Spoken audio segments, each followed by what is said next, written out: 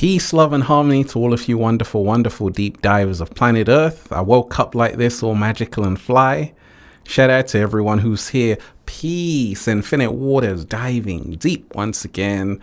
And we got a whole lot to talk about. First and foremost, I hope your day is going good. I hope you're taking care of yourself, deep divers. So I made that video about the ocean gate going down, nowhere to be found, and there's this search going, and US Coast Guards are saying there's less than 12 hours, but people are still doing their best to see if they can find the 5 people who were on board this ocean gate, right? And the video I made had a lot of people in the comment section saying thanks so much for making it, because you see,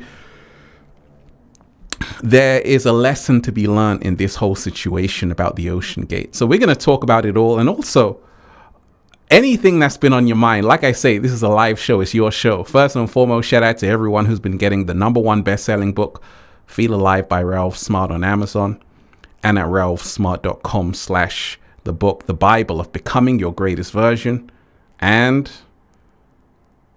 the Good Ass Prana shirts at ralphsmart.com/clothes, spreadshirt.com if you're in America, spreadshirt.com if you're in America, and the book of 1111 Infinite Quotes by Ralph Smart. Shout out to all of you wonderful deep divers. So let's really dive deep first.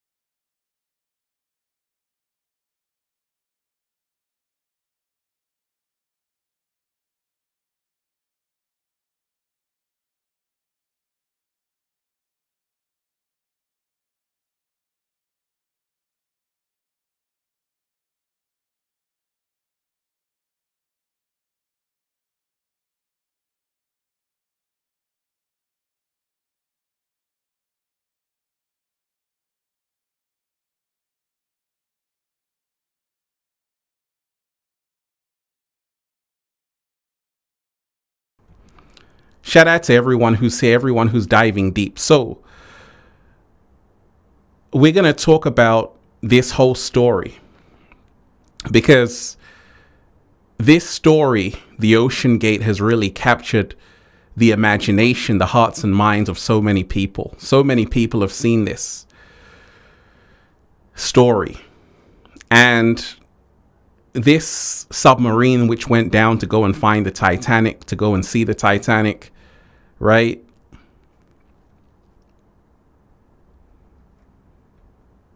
Unfortunately, it went missing. And that video I put out, Deep Divers, actually went viral. You know, a lot of people interested in this story. And like I say, there's a lesson to be learned from this whole situation. Valuable lesson to be learned from this whole situation. First and foremost, we've got to remind ourselves, I'm sending good energy to everybody on board. Everybody on board the Titan. I hope they make it out. I hope they find them.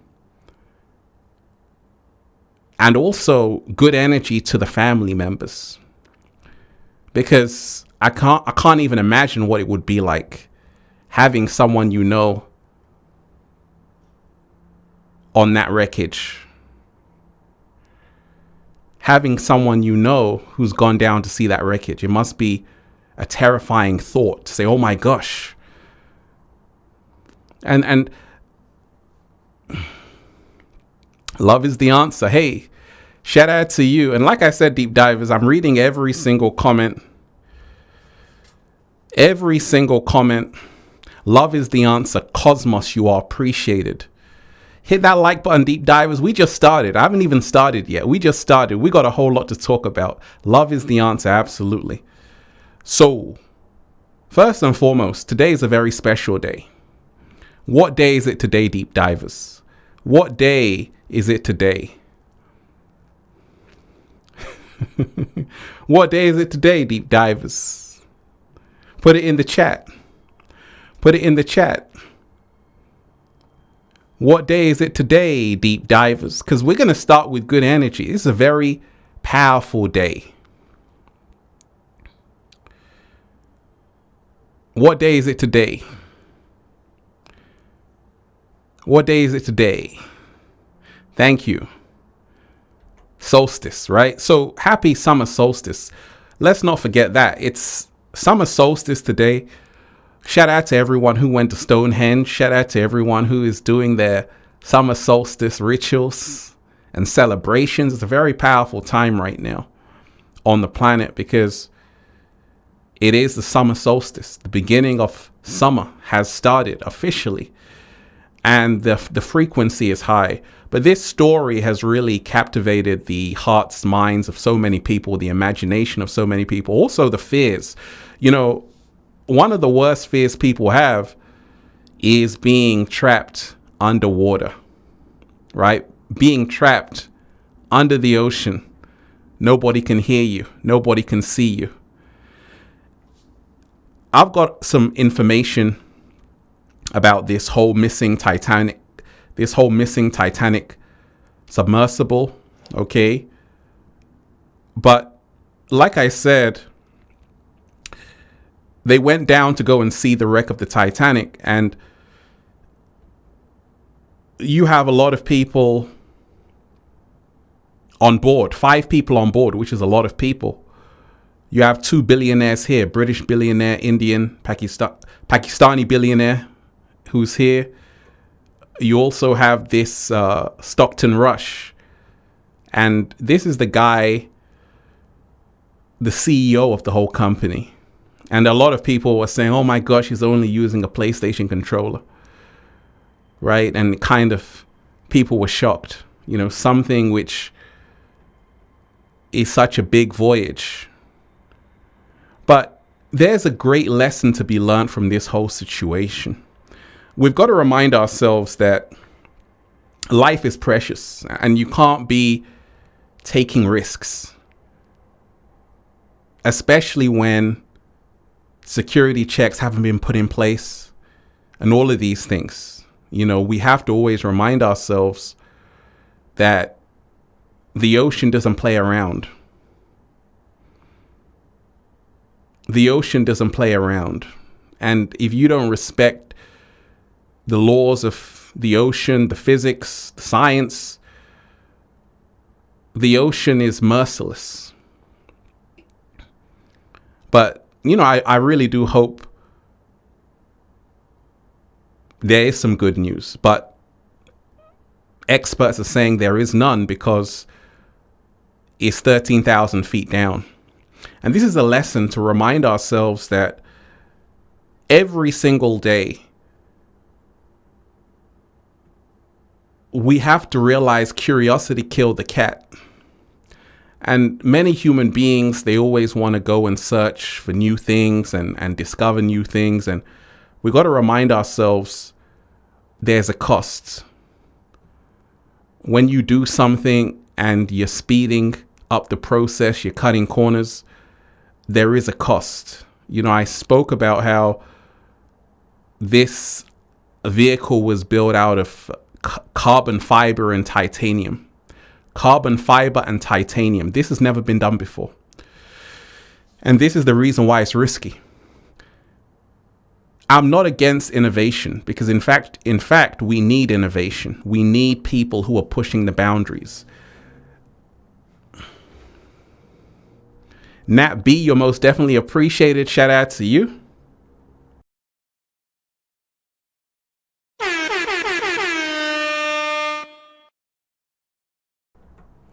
Deep divers, hit that like button, share the video. We just started, and I want to hear your thoughts. Leave a comment like Nat Beat, leave a chat message so we can talk about it. Whatever's on your mind, deep divers. Thank you, Ralph. Your encouragement guided me to create an online program called Healing from Fairy Tale, a sacred journey for single moms. Whoo!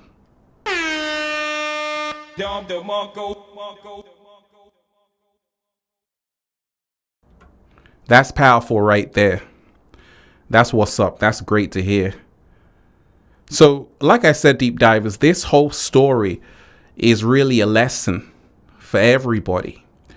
Don't hate the people who went on the voyage. Don't say they're stupid people. In fact, a lot of these people, you had an engineer, a French engineer. You had a CEO who's been dedicating his whole life to ocean exploration. And in today's video, I talked about the Wright brothers. You see, a lot of people don't know the history of aviation. Let me break it down. The Wright brothers, who were credited with the modern day airplane, had many failed attempts, many failed attempts in trying to get that aircraft we're using today. There were a lot of deaths, a lot of crashes, a lot of accidents. A lot of people lost their life. And it was a whole process of trial and error until eventually we have this modern aircraft. But even this modern aircraft is not 100% safe. But when we talk of the ocean going down 13,000 feet, which these people went down in a tiny Titan submersible, 22 foot, is really a daredevil's challenge. And they have to sign waivers. They got to sign waivers. Hey, you may not make it back. You may not come back. And I always say that in anything you do in life, this is where we talk of becoming our greatest version. In anything you do in life, make sure you're not risking your life for a few moments of pleasure. Because a lot of people who have actually gone down there, there was a writer of Simpsons who went down there. He said, every time I went down there, I lost communication. So we've got to remind ourselves what we can learn from this whole thing is sometimes people can urge us to do things. Hey, try this, do that. But there are consequences for it. There are big consequences for everything. And like I said, a lot of things in this whole expedition were not thought out properly. But it has captured the imagination of the whole world. Everyone is talking about it. And the reason why is because not only was Titanic such a famous film, but the Titanic, let's face it, it's one of the highest grossing movies of all time for a reason. And the reason why is because you could have been on the Titanic. Anybody could have been on the Titanic and it hitting an iceberg, sinking. And James Cameron putting this story of Jack and the other woman's name. Was it Rose? I can't even remember, deep divers. Remind me. Everyone fell in love with that film, plus the soundtrack, right? But when you're actually going down to a gravesite, which is 13,000 feet down, sometimes it's best to leave a gravesite because the ocean swallows. The ocean swallows. An expert marine said, we don't control the ocean controls us. And many human beings always want to search for new things. They want to discover new things. And you have to be careful because when you are going down deep into the ocean to find things, you may not make it out alive. I spoke about how the CEO went down there and here is a PlayStation controller he was using to navigate. And this is crazy. You're spending $250,000 to go down and you're using a PlayStation controller. So we've got to remind ourselves that you can't cut corners in life. You can't cut corners in life. A 19-year-old was also on board. And this is all a wake-up call to say, hey, don't throw your life away just trying to say I've been the first one to do it. It's not worth it. It's never worth it. Shout out to everyone who's here. Like I said, deep divers, I had to talk to you in live time because I already made that video. It's already gone viral. But I said, you know, this has really captured the imagination of a lot of people. A lot of people are shocked by this story. A lot of people are also curious, and it's interesting. And a lot of people, like myself, always use these things to remind ourselves there's still a positive to take away. You see, in every negative situation, there's always a positive. And the positive is to say, okay, what can we learn from a situation like this? What can we learn from Ocean Gate? What can we learn about going down 13,000 feet? And it's not because you can't go down that far. In fact, you can actually go down a lot further. You can go down.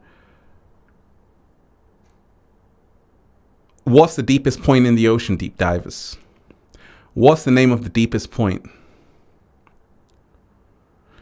What's the name of the deepest point?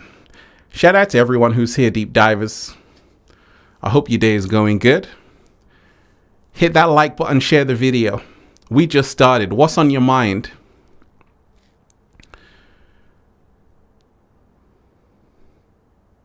What's the deepest point in the ocean? What's the name? Do any of you know the name of the deepest point in the ocean? A lot of you may not know. So I know someone will know. I definitely know someone will know. Thank you. Mike, Mariana Trench, deepest point in the ocean, Mariana Trench. And that's, if I'm not mistaken, 36,000 feet. And people have gone down there. Someone said, I went down there to have some breakfast. He made me jealous, right? I went down there to have some breakfast and some lunch. Then I came back up. Like casually as you do, right? But this whole story is really a lesson to really remind ourselves to not cut corners, and also remind ourselves that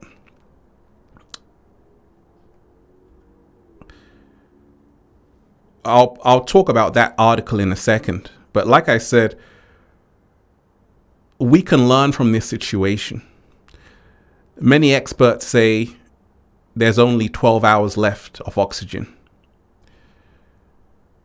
And it's hard to really tell the exact amount because factors can change depending on who's on board and the consumption. What we do know is that a miracle is needed. And this is a lesson because, like I said, when you're down in the ocean,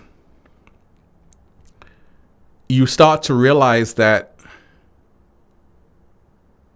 the ocean doesn't care about if you're a billionaire, how much money you have, what car you drive. It's simple laws.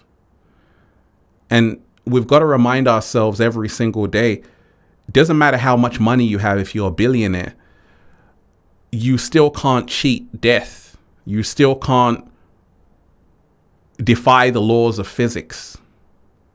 You have to have the right equipment. You have to have the right checks, security checks in place, and all of this. This is so important. It's always important. So, like I said, when times right now where a lot of people are curious about this story, a lot of people are worried for the people on board, and so they should be. In fact, there was some banging which was heard, which is a good sign. But once again, you know, the search continues. But like I say, it's also a positive day. It is the summer solstice, deep divers. And that's great news. Great news, right? Great news. Like I say, gratitude. This is a lesson which can be learned from this Ocean Gate. Gratitude is key. Every single day, give thanks. You know, one of the things that happens when you don't have gratitude for life, you end up losing it. When you don't have gratitude for someone else, you end up losing them in a relationship or whatever. It all comes back to gratitude, to say, hey, I've got to respect this. I've got to honor this, because if I don't, it might be gone. So Summer Solstice deep divers, we're going to raise the frequency. Shout out to everyone who's here. Once again, deep divers, hit that like button, share the video, hit that super chat. Let's start with gratitude. Let's start the Summer Solstice with gratitude. If you want these live streams to continue, hit that super chat. Remind yourself, I already put out a video. It's already gone viral. So I just do these live streams just to talk to you in lifetime. And once again, if you appreciate it, hit that super chat. We're going to celebrate for the Summer Solstice. And we're going to raise the frequency. We're going to raise the frequency. We're going to raise the frequency. Can we raise the frequency? Wanna bathe myself in you. Wanna break my soul in two. 'Cause I would die to give what I take. Illusions still on my skin. Alluring and pulling me in. Center of my gravity, limitless reality. I wanna be holy like you. I wanna be fully consumed. I wanna be lost in physical with you. I wanna be holy,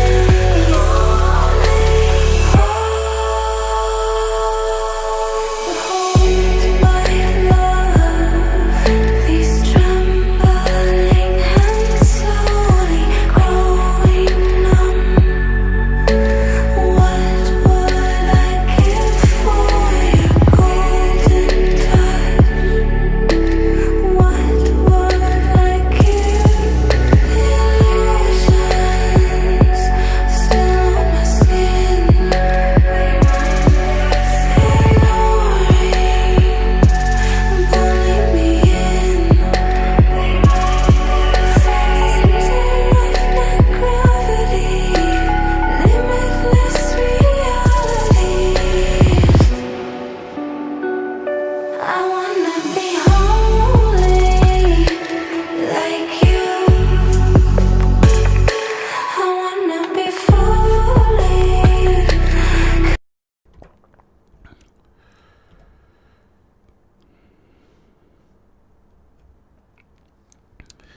Full moon, you are most definitely appreciated. Shout out to you. Shout out to everyone who's here. Ralph, happy Summer Solstice. Gratitude to you. Can you talk about the rituals in Eyes Wide Shut? Who does them? And what powers does it give them? Why do they do it? Let's dive deep. That's a great question. That's a fantastic question. In fact, let me change the title of this live stream. Can I do that? Can I change the title of the live stream? In the middle of the live stream, we're going to do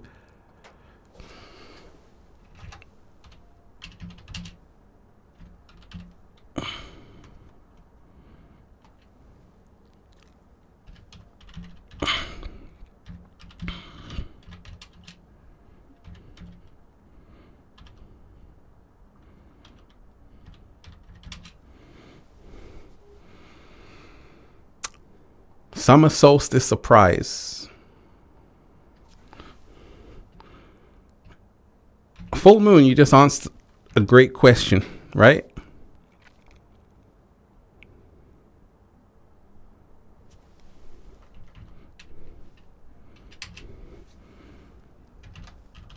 And the Great Awakening.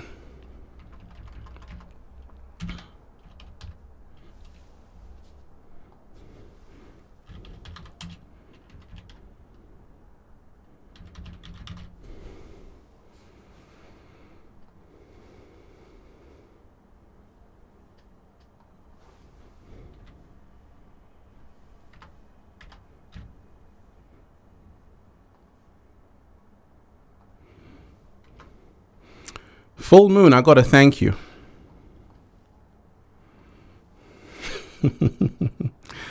Full moon, I got to thank you. That's a great question. You just made me change the whole title, full moon.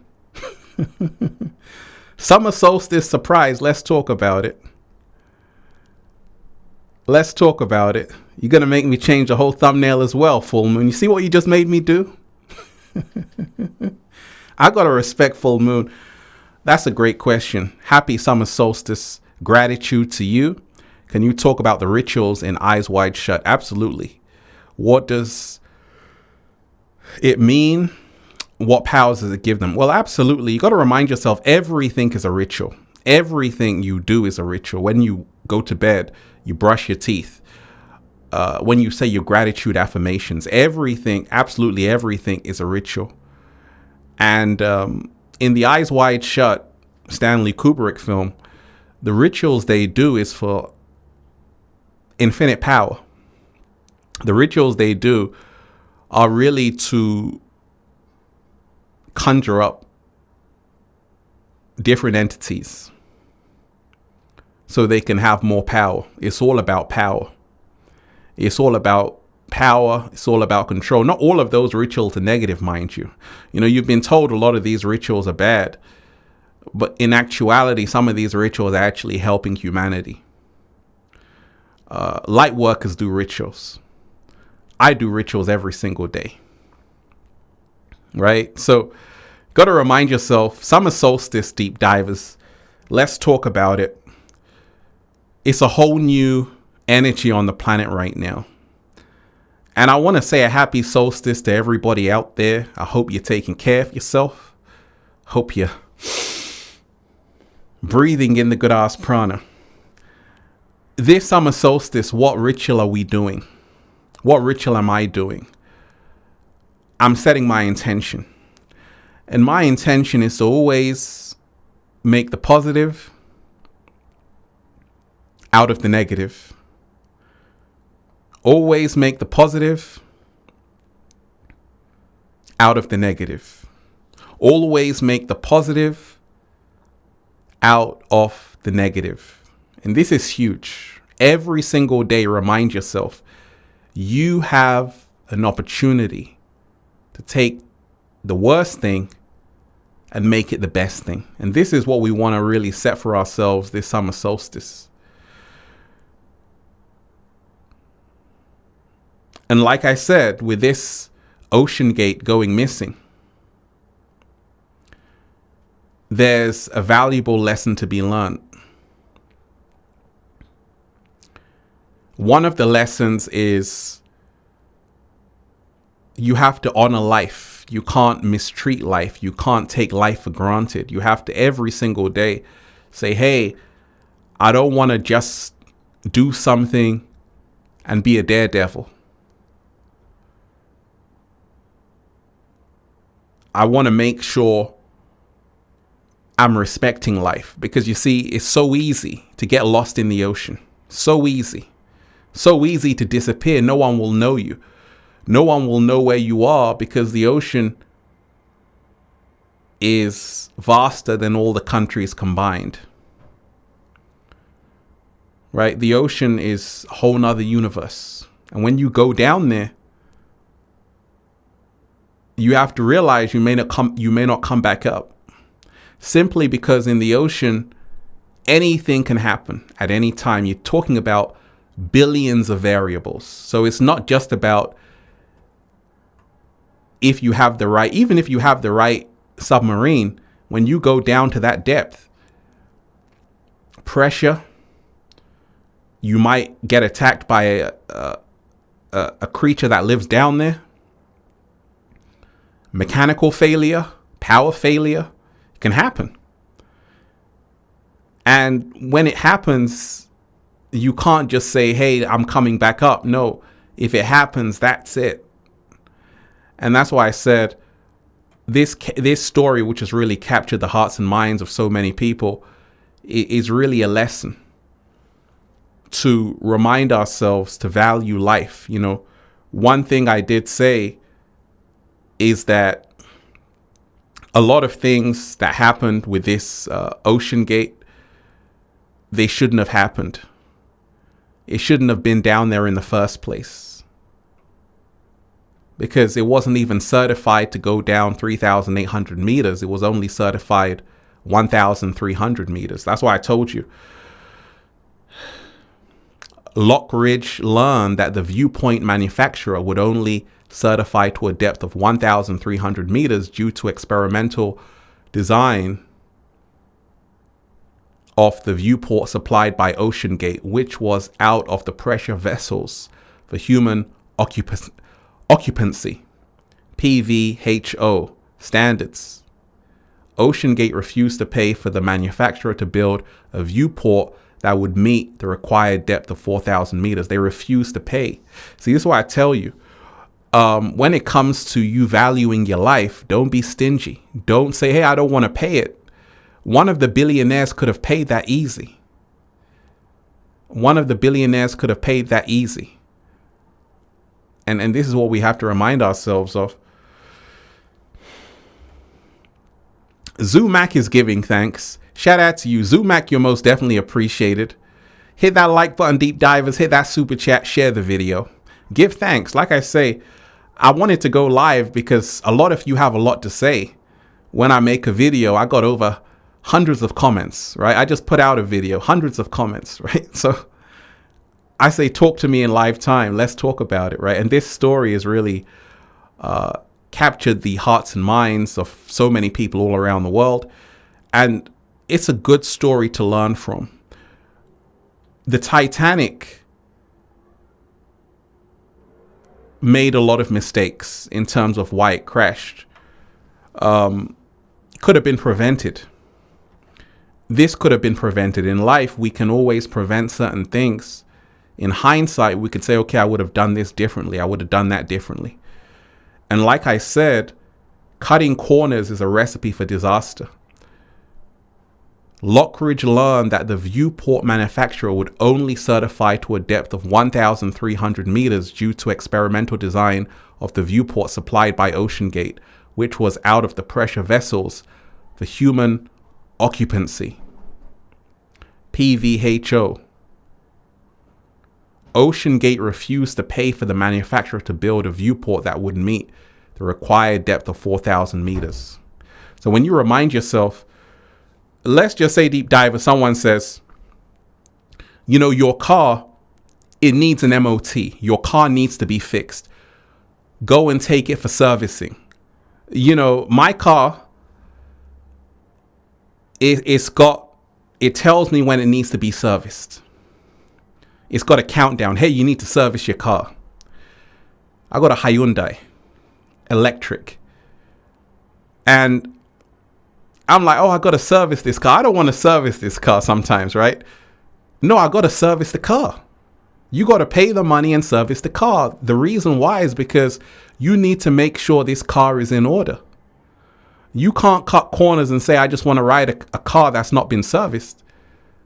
You've got to maintain the car. You've got to take an MOT check. Are the tires right? Right? Are the tires right? All of these things. So let me shout out to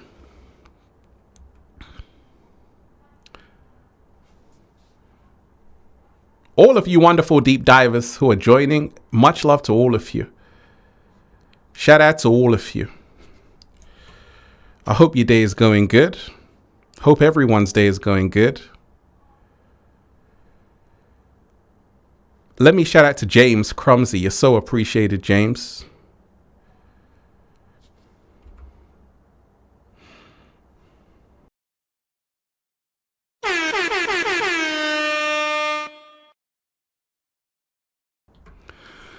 James Crumsey in the house. Shout out to you, Ralph, my brother. Remember, there is no spoon. Be the spoon. Remember, fear leads to suffering. Talk to me, James. Talk to me, James. Say it again, James. Ralph, my brother. Yes, I'm listening. Remember, I'm listening, James. There is no spoon. I'm listening, James. There is no spoon. Okay. Remember, fear leads to suffering. Suffering leads to pain. And pain leads to darkness. Ooh, I like that.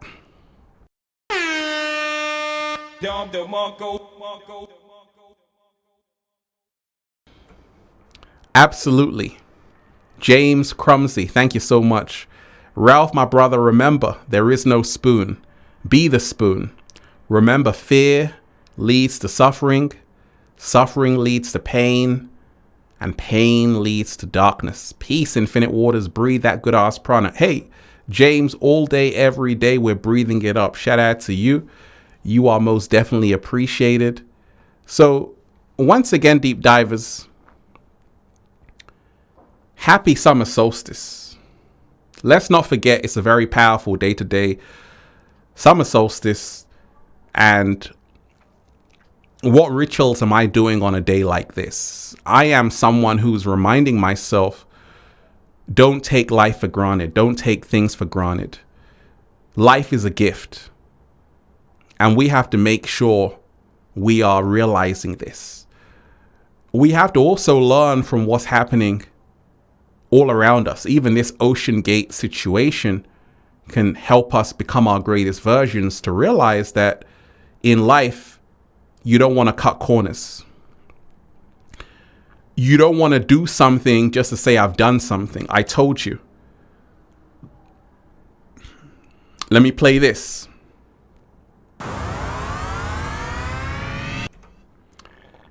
Let me play this.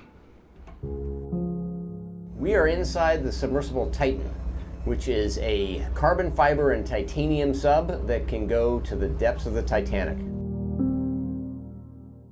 Hi, my name is Stockton Rush. I'm the CEO and founder of OceanGate. Let's take a look at Titan. So we're coming into the sub. This is the only toilet available on a deep diving submersible. Best seat in the house. You can look out the viewport. We put a privacy screen in, turn up the music, and it's very popular. We have our control screen here, our sonar screen here, and we can put any image we want in the back. We've taken a completely new approach to the sub design, and it's all run with this game controller and these touch screens. So if you want to go forward, you press forward. If you want to go back, you go back. Turn left, turn right, go down, go up.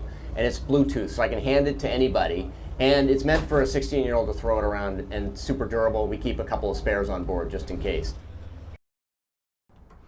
So, like I say, you see how small that is, and one of the things he was saying, and this is a lesson to be learned, that in actuality, it should never have gone down there. And sometimes in life, we all do things we know we shouldn't do it, but we want to try it out. Once again, sometimes your car needs to be serviced. You don't want to service it. An accident can happen. There was a aircraft crash, and they could have serviced the plane. They didn't want to do that because it would cost money. It would cost more money, but in the end, you're going to lose your life. And this is a lesson to be learned, that sometimes you have to pay. You've got to pay. You've got to pay the price to stay alive. You've got to say, hey, you know what? I don't want to cut corners. Because like I said, they said OceanGate refused to pay for the manufacturer to build a viewport that would meet the required depth of 4,000 meters. So, like I said, I really do hope we can learn from this situation, because the Titanic, which has really captured the imagination of so many people, a lot of people want to see the wreckage. But you see, the irony of the situation is that they were going down to a gravesite, and they're now becoming a part of the Titanic. They're becoming a part of what they were going to see. This is the crazy irony of this situation. And in life, we have to be careful. When you see a gravesite, many times you don't want to say, hey, let's turn this into a tourist attraction. You just want to leave it alone. You just want to say to all of those people who were on the Titanic, over 2,000 people were on the ship, only 700 people survived. There was a woman who was 99 who survived the Titanic, and she was a lucky one. She was a fortunate one. A lot of people didn't make it out, and they're down there, and we got to leave them alone. We got to say, hey, those people, let's leave them alone. Because once again,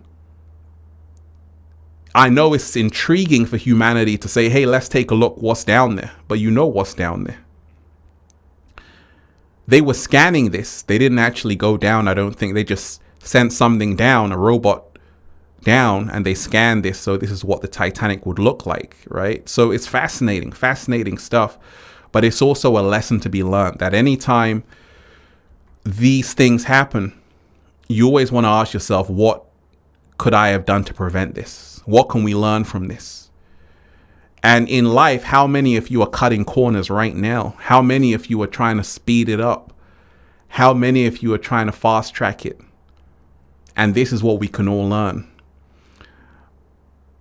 Summer solstice surprise as well, deep divers. Shout out to everyone who's here. How you feeling today, deep divers? I woke up like this, all magical and shit. It's a good day today. It's a very powerful day. A lot of people went to Stonehenge. Stonehenge is a very powerful place in England. If you haven't been, go and go. Also, shout out to everyone who's in Joshua Tree, right? Joshua Tree, California. We're already here. Go and go there. Come and visit us. Joshua Tree, people are there doing the summer solstice rituals.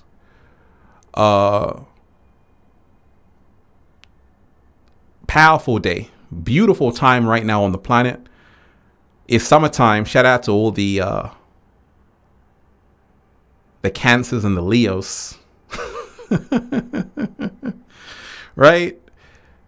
Powerful time right now on the planet. And so much is happening right now. We've got to remind ourselves that with everything happening on the planet,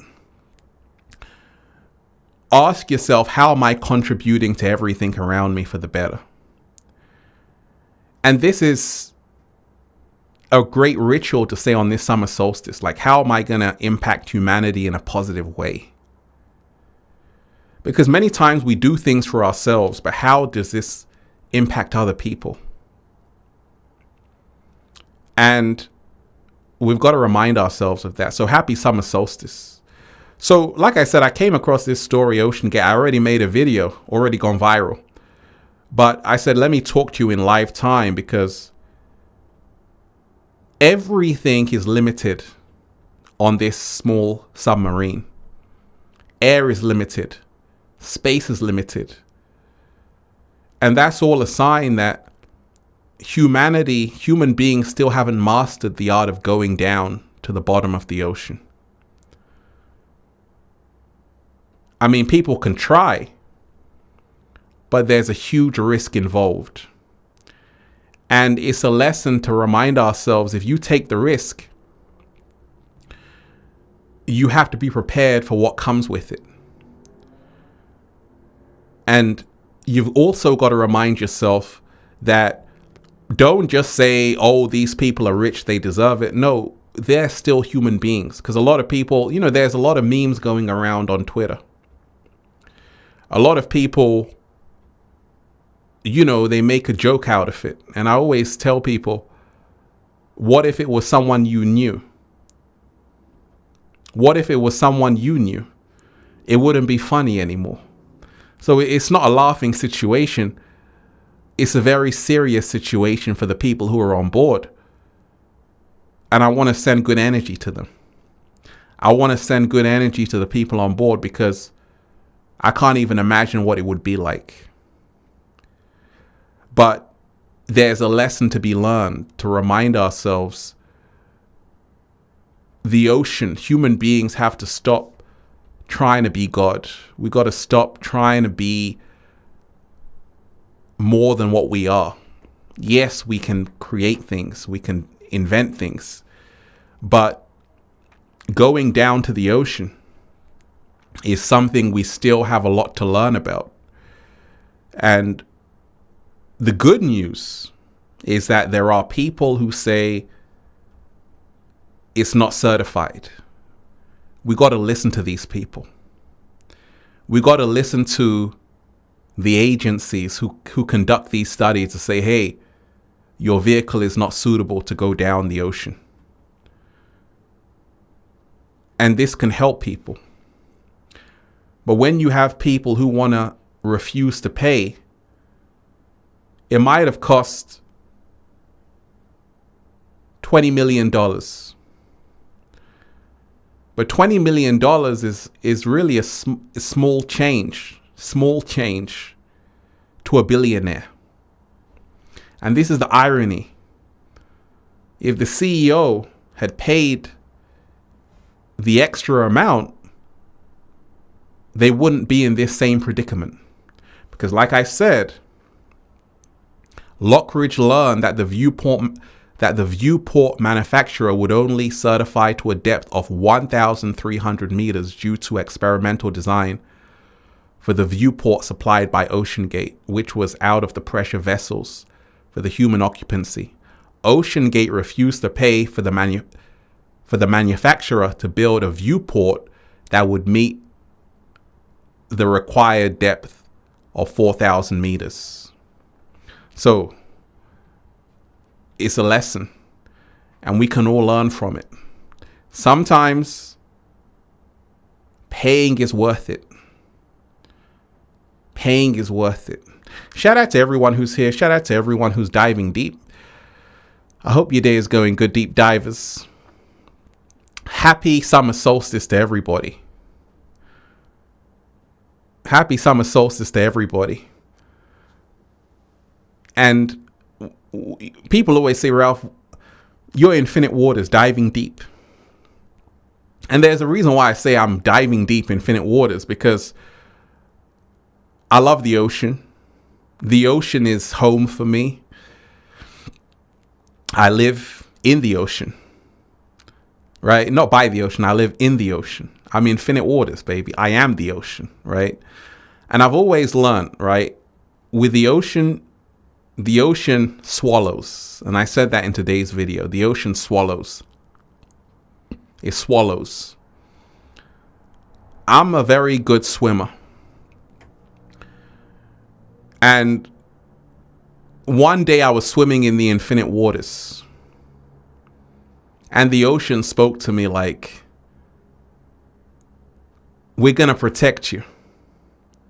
But next time, just remind yourself to be careful. And I realized that, okay, I don't want to show the ocean how strong I am. I got to respect the ocean. I got to bow down to the ocean.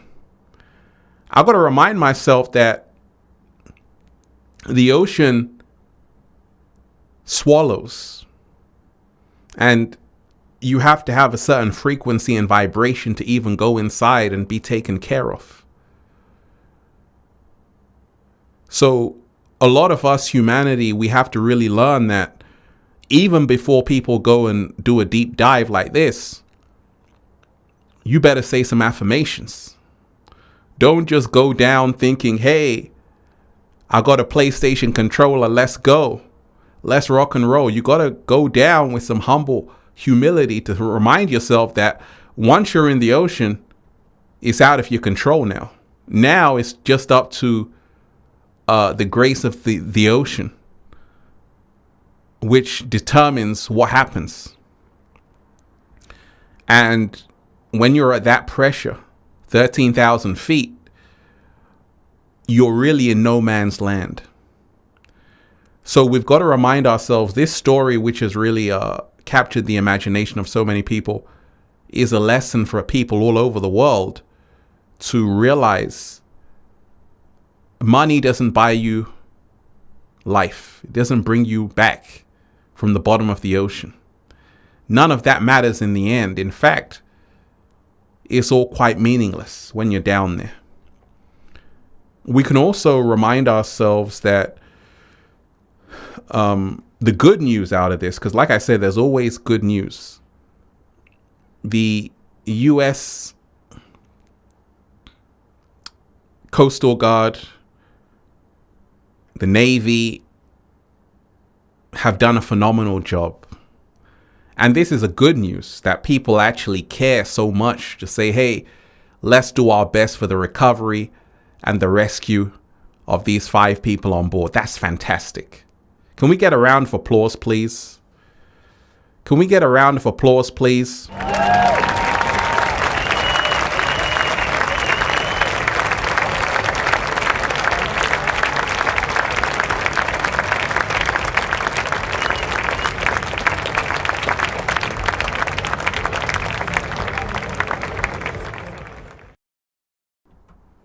Truly phenomenal.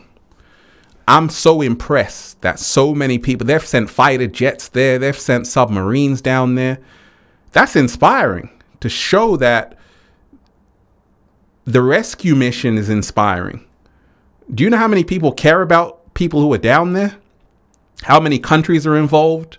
People sending their best aircrafts, right? It's a whole rescue mission, which is costing millions, not thousands, millions. So that's phenomenal. Stasha Erickson, you're most definitely appreciated. Been subbed since 2012. You and I used to chat a lot when we were both starting our channels. I took a long break to focus on healing others. Years of putting everyone else first took its toll. I was 1 minute from giving up. Full stop. Here you came. Shout out to you. You're most definitely appreciated. I appreciate you, Stasha Erickson.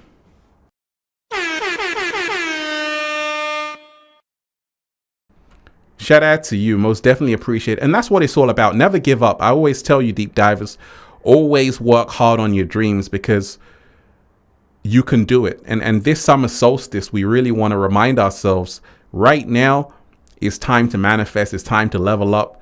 It's time to do phenomenal things. That's what we're here to do. And it's a great time. Like I said, I was really touched by this story of the Ocean Gate, because I'm like, oh my gosh. They went down to see the Titanic and they went 13,000 feet down. They didn't just go down a few hundred meters. They went down 4,000 meters.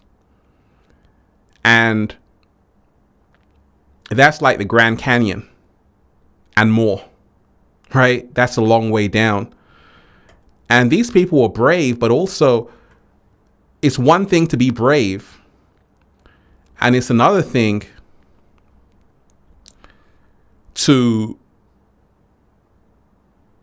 just go without doing the checks that you need to check. Like I said, this guy said this as well, right?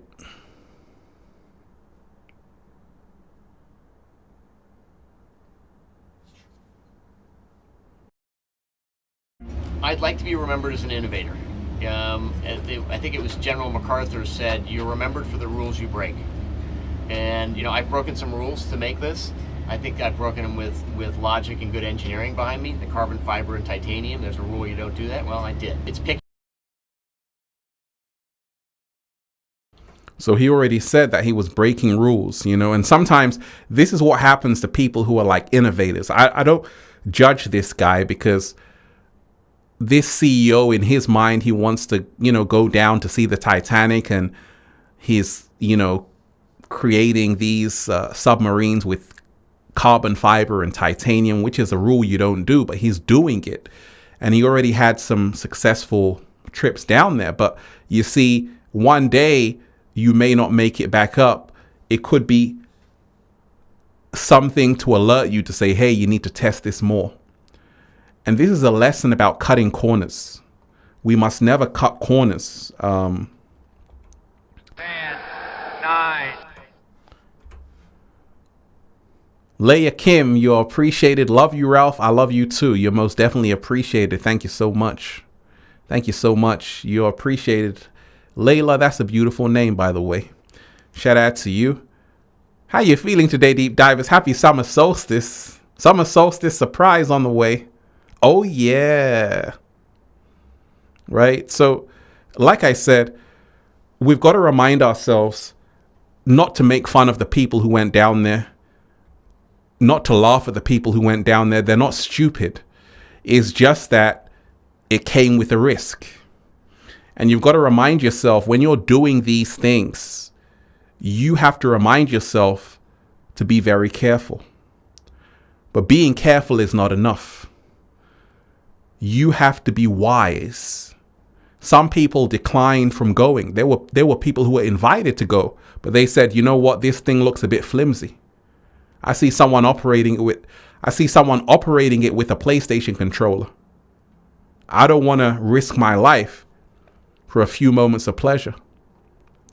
But there are those who go down who say, I'm going to go. And that's not negative. Sometimes you need that spirit just to go, get up and go.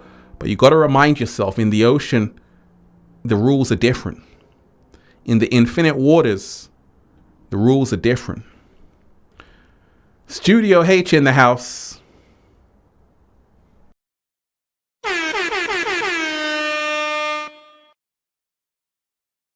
Studio H, shout out to you. Much love. Hi, Ralph. What are your thoughts on the spaceships and the space industry? Do you think humanity will be swallowed by the space if we keep going? That's a great question. NASA, the space industry, we've got to remind ourselves that going to space is another risk. And some people actually say the ocean is actually more for risk than space. Going down to the ocean is more for risk than space, but space expeditions are extremely dangerous and risky. You've heard the Apollo 13, all of these space missions which didn't make it. It's because the ocean, it's because space is, we're literally like a grain of sand in the universe, trying to explore it, everything. And a lot of spaceships that go to space, they don't actually go to space. They can't actually go to space. And this is the reason why they haven't gone back to the moon since 1960 or whatever date it was. Have you ever wondered that, deep divers? If they say they went to the moon in when was it? 1960 something? But they haven't gone back since. They say they can't go back because of the atmospheric pressure or something, the Van Hellen's belt, whatever it's called. Well, maybe we're not being told the whole truth. Some people say space is not what we think it is. And I've done a bit of research, and I realized that a lot of spaceships aren't actually going to space at all. They haven't got the technology to go to space. A lot of what you see going to space is just literally going outside of Earth. That's it. Just tiny bit outside, but it's not really going on full missions. Once again, you go to space, you probably ain't going to come back. The reason why is because a lot of the technology they're using to go to space is just like this. There haven't been enough tests on it. There haven't been enough trial and errors. It costs a lot of money to send someone to space. Just like it costs a lot of money for this ocean gate. This submarine literally probably costs millions of dollars. It looks simple, but it's a lot of money. To send someone to space is even more than that. So they can't keep doing it. So anytime they send someone to space, they've literally got to prepare a whole operation, and they have to be very careful. So they're not risking going all the way out into space. They're just playing around. Some people don't even believe they went to the moon. What do you think, deep divers? Do you think they went to the moon for real in 1960? Do you think they went to the moon in 1960? What do you think? Do you think they really went to the moon? Right? So you always have to take everything about space with a pinch of salt. I always say I ain't going to believe people are going to space until I've been there myself. I'm actually going in the next second. Teleport into space, deep divers. Shout out to everyone who's here. Happy summer solstice, deep divers. Hit that like button, share the video. Hit that like button, share the video, right? So summer solstice surprise, we're talking about this. We're also talking about Ocean Gate, this story which has captivated the hearts and minds of so many people. And the reason why is because a lot of people know that this is like their worst fear. Like, are you claustrophobic, deep divers? First of all, let me shout out to the wonderful, the magnificent Stasha Erickson again. Of course, I'm a Leo Virgo. My day job is removing entities from humans. And if that wasn't enough, when I told you I was ready to give up, I meant like give up living. Thanks for saving me, soulmate. Hey, I'm happy to help. I'm happy to help, and I'm glad you're here. That's what's up. That's what's up. Let me shout out to Corona Water Guy. Hey, you're appreciated.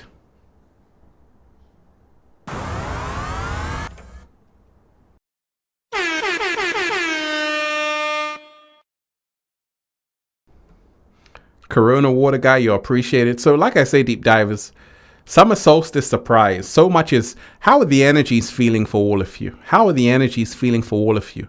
I know a lot of people are going through a lot. And like I told you, we're in a time right now where you have to protect your energy.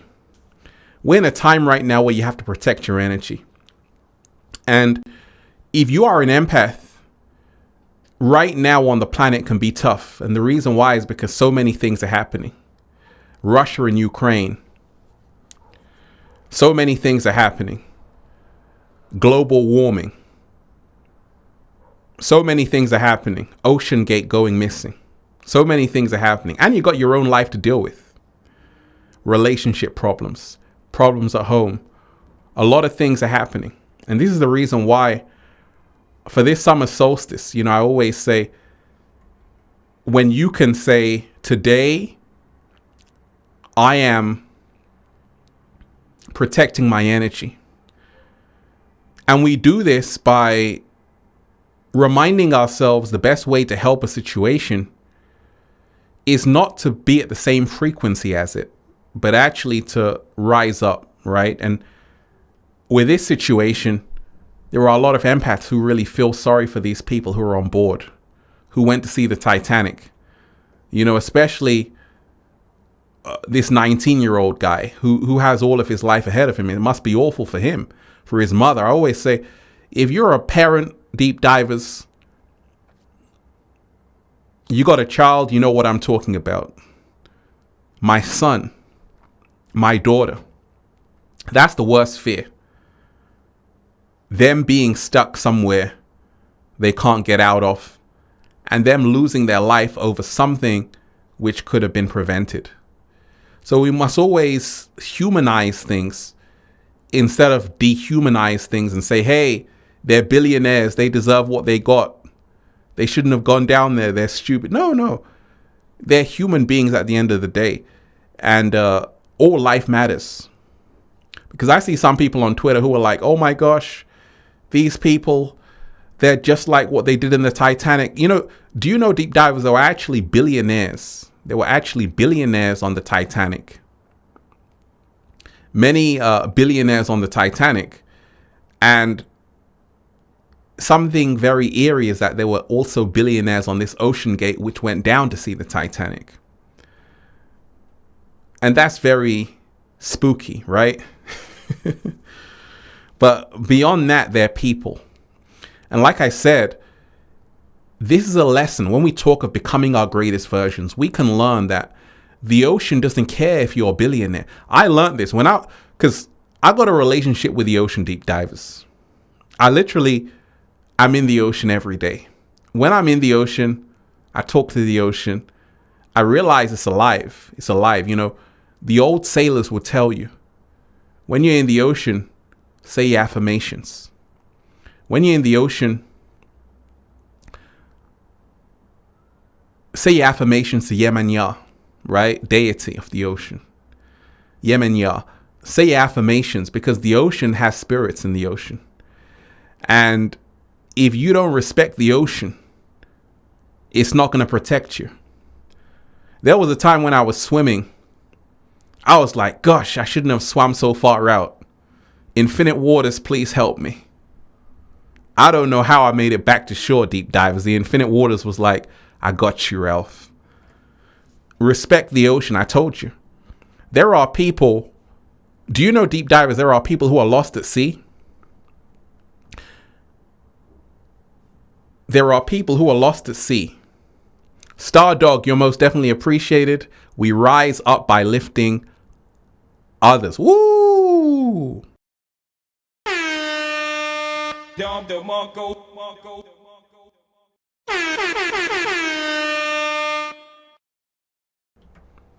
We rise up by lifting others. I like that. I like that. We rise up by lifting others. Shout out to you.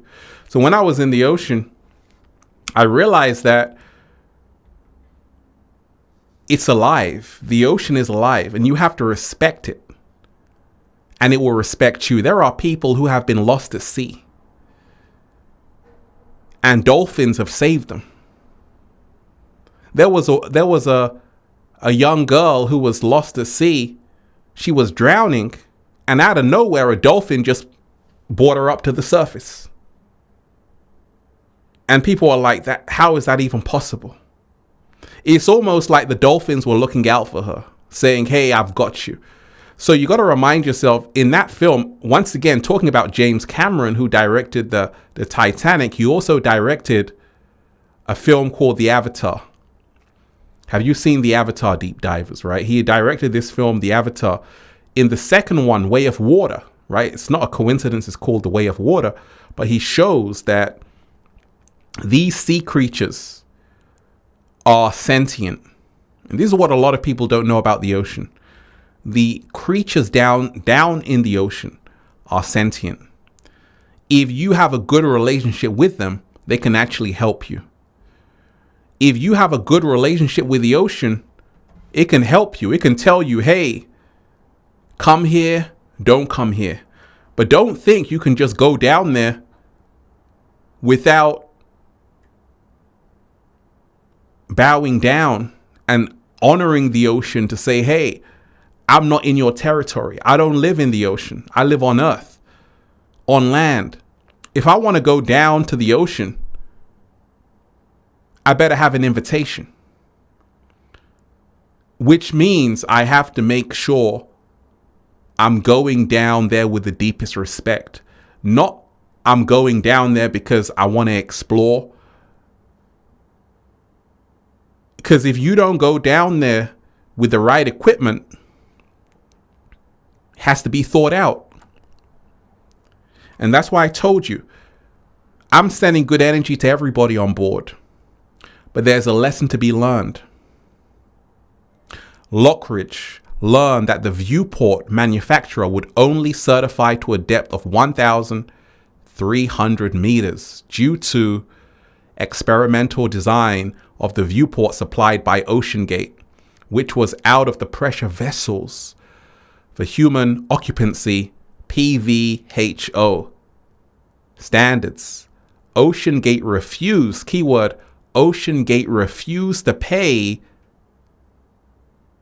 for the manufacturer to build a viewport that would meet the required depth of 4,000 meters. That's why I told you, we can learn from this situation to not cut corners. You know, I gave the example. Sometimes you got to fix something. You know, I cycle, deep divers, right? Fixing a bike. I used to cycle a lot. A few years ago, I used to cycle a lot. And when I would be cycling, I would like, hey, I got to change these tires. I can feel them wearing out, but I'm like, I'll keep riding. Then I learned, no, you got to change the tires right now. Stop cutting corners. Stop. A lot of you might need to service your car. You might need to inflate those tires. You might need to take it to a mechanic. But you have some people who want to cut corners. They want to take their chances and say, hey, let's give it a try. And this is where you got to be careful. In life, we've got to remind ourselves, sometimes it can cost you more when you don't pay up first. If Stockton Rush, who is the CEO of OceanGate, had paid for a better submarine, they may not have been in this predicament. It might have cost an extra $30 million. That's a lot of money, right? But take in consideration that you have billionaires on board. But this is why I always tell you, with everything, it's better to be safer than sorry. Because it's one small step, a misplacement, and that could be it. It's one small mechanical failure, and that could be it. And in the ocean, anything could happen. Like I told you, the ocean is 95% unexplored. There could be creatures down there that could just crash into it. There could be forces down there that just stop it. Just stop it right there. Stop. You got to stop. What? Don't you realize that the ocean is a mystery? And this is what human beings have to understand, that even if you have the best technology, you still have to respect Gaia. You must always respect Gaia, because Gaia is alive. And like I said, I'm sending good energy to everybody on board. Happy summer solstice, deep divers. How are you feeling on summer solstice day? A lot of people went to Stonehenge. A lot of people went to Joshua Tree, California. A lot of people went to Kilimanjaro. And it's great to always do some summer solstice rituals. One of the greatest ones I love to do is to just say, hey, let's bring in more good energy. That's what the summer solstice is all about, bringing in that good energy, that wave of good energy.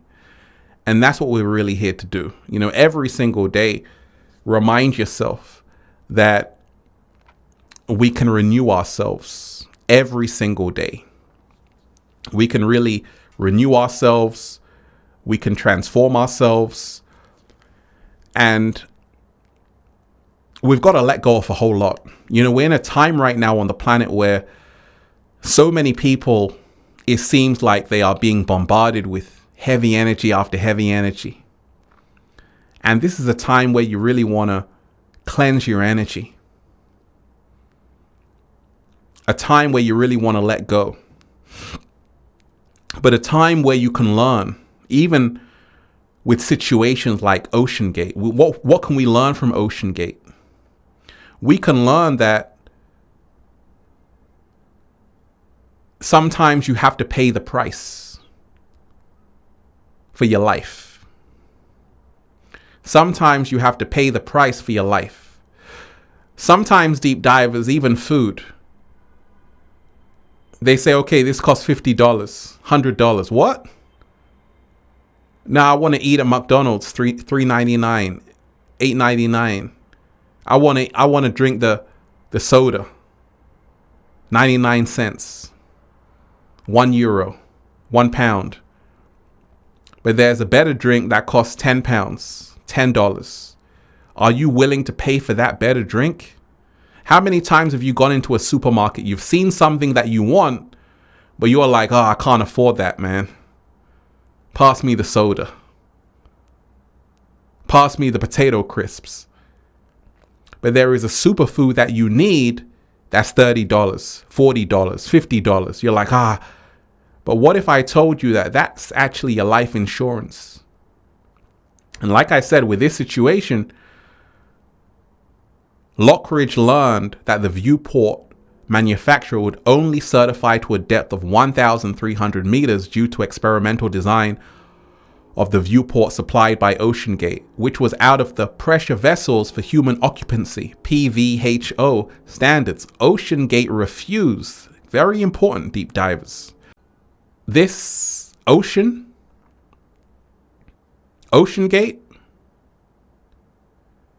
is only supposed to be 1,300 meters. 1,300 meters.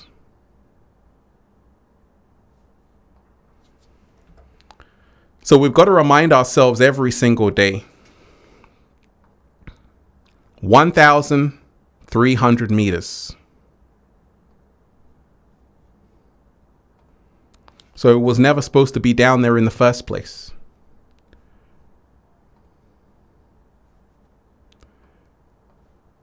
And when we remind ourselves of this, everything begins to make sense. Everything begins to make sense. And this is the key thing we can all learn from. Many times in life we're told, we're given a warning. Don't do that. Be careful. The warning is always there. The warning is always there. But do we want to listen to it? You know, many human beings have believed that they are God. They play God. And it's only when you're down in the ocean that you realize you got to respect God. You got to respect Mother Nature. You got to respect Gaia, because the ocean doesn't play around. Doesn't matter how much money you have, where you live, the car you drive. The ocean swallows. And this is the reason why you have to have a good relationship with the ocean. You got to bow down to the ocean. You got to give thanks to the ocean. You got to say, ocean, please protect me. Because once you're down there, anything could happen. Anything could happen. Don't think because you've got an aircraft, you've got a submarine with even $1 billion worth of technology, it's going to save you. Because in the ocean, you're only a tiny dot. And this is the reason why we must always protect ourselves by respecting the ocean. And this is a valuable lesson to be learned. Every single day we can remind ourselves that right now, everyone is the same. And this is a lesson. You know, we learn that it doesn't matter if you're a billionaire. There were 2 billionaires on board. British billionaire, Pakistani billionaire. None of that matters. Doesn't matter how much money you have in the ocean. The ocean's laws are totally different from Earth. On the land, it might matter, but in the ocean, everybody's the same. Everybody's the same. And in the ocean, titles don't matter. Money doesn't matter. It's a fight for your life. And what we can always learn is we have to stop polluting the ocean. We got to stop polluting the ocean. We got to start respecting the ocean. We got to start, in everything we do, reminding ourselves the ocean is home to trillions, not millions, trillions of other inhabitants. 12 hours of oxygen left for the people on the ocean gate. And a lot of people, there was a scientist, an expert in this marine biology, saying actually it may not be even 96 hours they had, because you see, all of those things you've got to test. If you're going down 13,000 feet to see the Titanic wreck, you have to make sure that you test everything. You got to make sure you do a physical test of 5 people on board and say, can they survive for 96 hours? And a lot of people are saying that wasn't done. That's why I told you, when corners get cut, when thorough checks are not in place, it's a guessing game. You're playing Russian roulette with the ocean, and every time you're going to lose. you're playing Russian roulette with the ocean. And every time you're going to lose, because the ocean is the ocean. And once again, it doesn't care about who you are, where you live, the watch you've got on.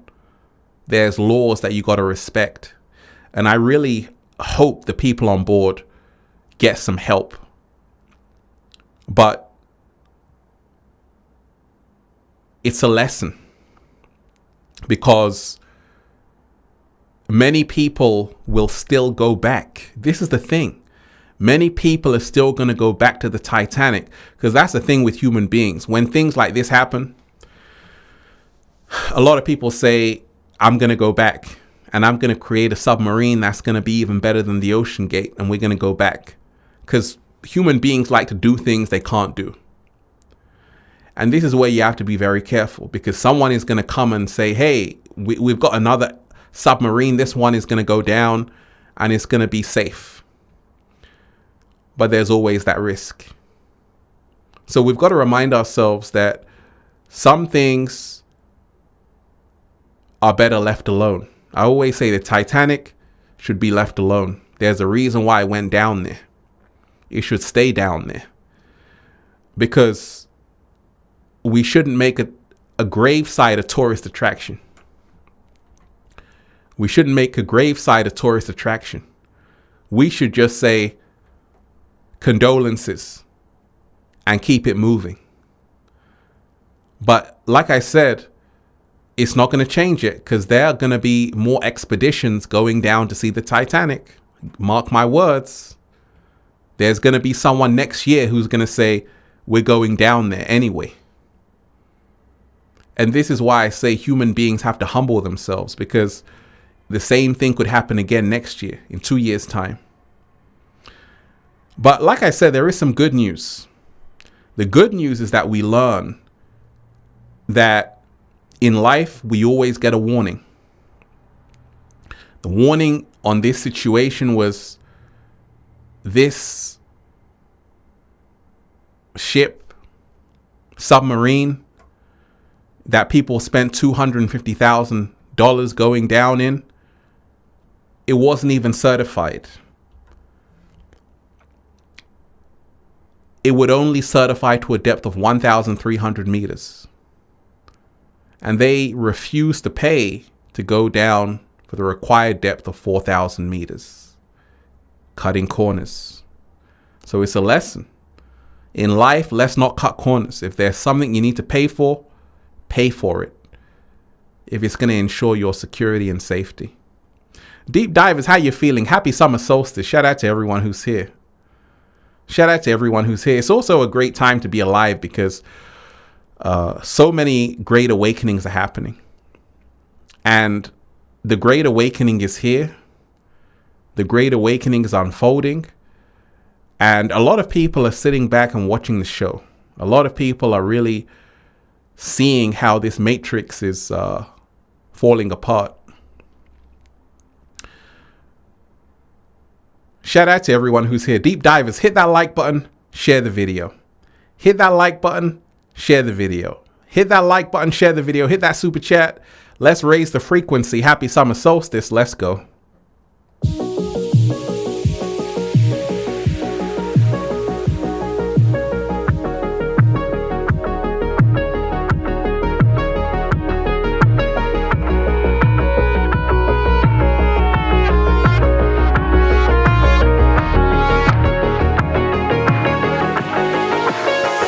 I'm so happy. The whole world is just beginning. We already won. It's about us all. So many beautiful deep divers here.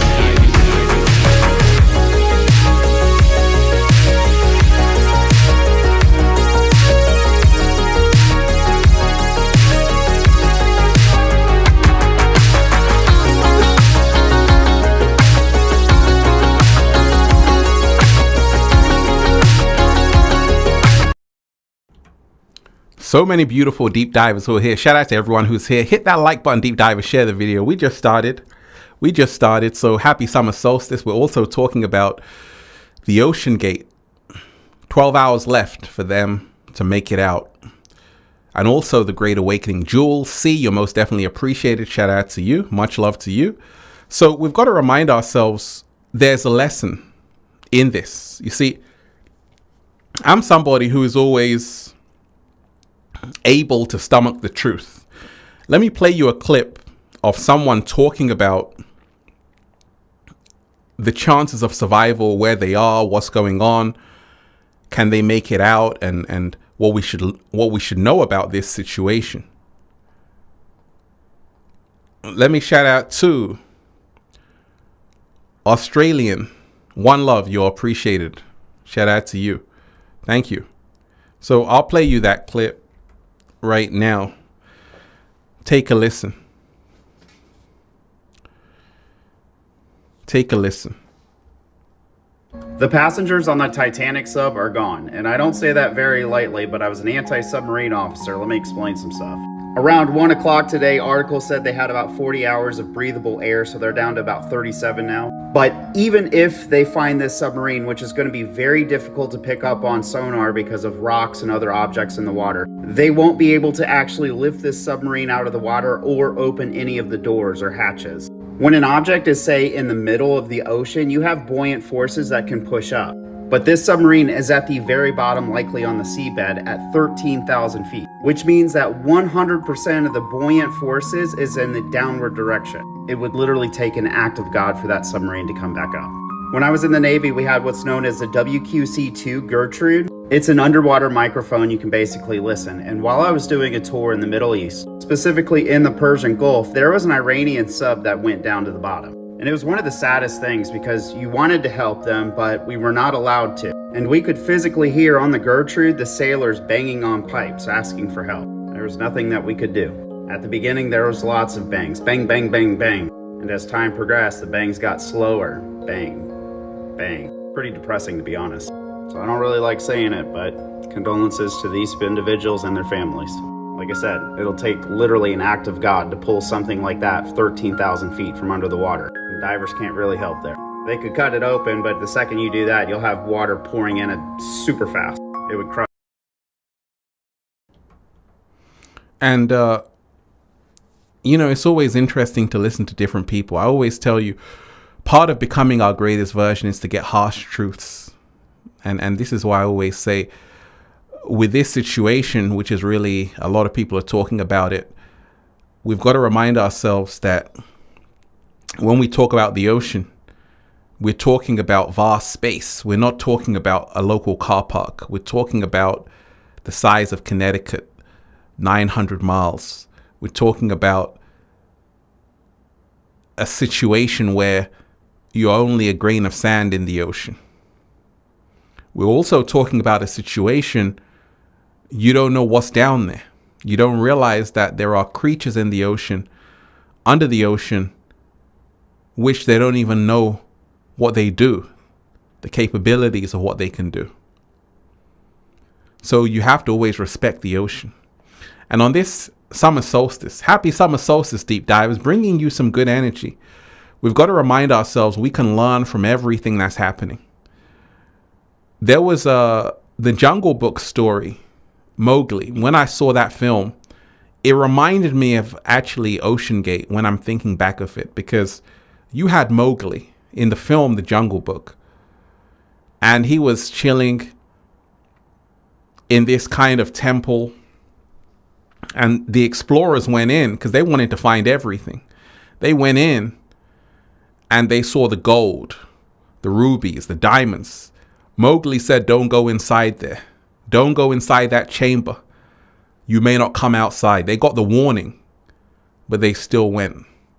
They wanted to get rich. They wanted the gold, the rubies, the sapphires, the diamonds. They saw it. They said, "Oh my gosh, we can take this back to the new world," right? So they went inside, and as soon as they went in, the door started to close.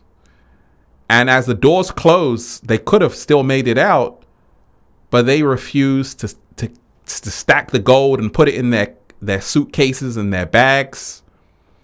They got so much gold that when it was time to leave, they realized they couldn't get out. They were trapped. So in one way, they got what they wanted, but in the other way, they lost their life. So was it worth it? No, of course not.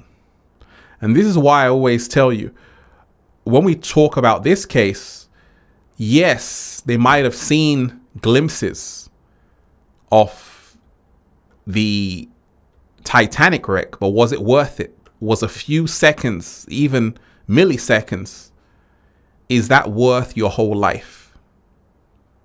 Even if you come out alive, because some people made it out alive in previous expedition trips, but is that really worth it? That's the question I'm asking you, deep divers. Would you forget about going down to the Titanic, but taking a risk like that, is it worth a few seconds of pleasure if you will risk your life in the process? Because you got to remind yourself, many of these people are putting their life in the hands of other people. And in other words, you're just going along to someone else's idea. And we must always remind ourselves, be careful of putting your life in the hands of other people. Be careful of putting your life in the hands of other people. Be careful of putting your life in the hands of other people. Because you see, if you are like Stockton Rush, who's like, hey, let's go down and let's go and see the Titanic. In his mind, this is what he's been working on his whole life. He's willing to take the risk because it's his design, it's his vision. But is it yours? You might just be someone who's excited and you listen to someone like Stockton Rush, but you don't realize that even he's cutting corners. He's not actually following the total protocol for a safe expedition. This Ocean Gate was only certified at 1,300 meters. That's as deep as it could go. So this is the reason why they lost communication at 1 hour 45 minutes into the expedition. The reason why is because it could only go down 1,300 meters. So if it went down to see the Titanic, it's got no chance of survival. When they're telling you, in this article which just came out, Lockridge learned that viewport manufacturer would only certify to a depth of 1,300 meters due to experimental design of the viewport supplied by Ocean Gate, which was out of the pressure vessels for the human occupancy. Ocean Gate refused to pay for the manufacturer to build a viewport that would meet the required depth of 4,000 meters. So sometimes in life, deep divers, you could pay that extra amount, but do you want to pay it? Are you willing to pay that extra amount, deep divers? Are you willing to pay that extra amount to get your car serviced? You know your car needs a servicing. Are you willing to pay that extra amount? Or are you just going to say, hey, I don't care, I'll just ride it till the wheels fall off? Well, it's the same situation. In life, many people take chances. And you've got to be very careful because it could work. Some people, they can get away with it. You know, there are people who went down to see the Titanic a couple of times, had lunch, everything. And there are some people who went down for the first time and they didn't make it back. And this is how it works in life. Sometimes there are people who can get away with it. They can go down as much times as possible, come back up. Oh, it's safe. But all it takes is one time that you go down, doesn't work out. And that's how life is. Some people can get away with it, but you may be the unfortunate one who doesn't. You might get caught up in someone else's plan, which hasn't really been thought out. And like I said, I really hope everybody on board can make it out. I really do hope so. I hope, because that's the thing. even though I know through my intuition it's not going to happen, but I still have that hope in humanity, in the rescue mission. Because the inspirational thing about this story is that so many people, U.S. Coast Guard, the Navy, governments around the world, that the rescue mission is inspiring to say, oh, this is how humanity cares for its own, which is phenomenal. This is something positive out of it. You can see that the rescue mission is really good. See, people are sending aircraft, submarines, ships, and all of these things to go and look for these people.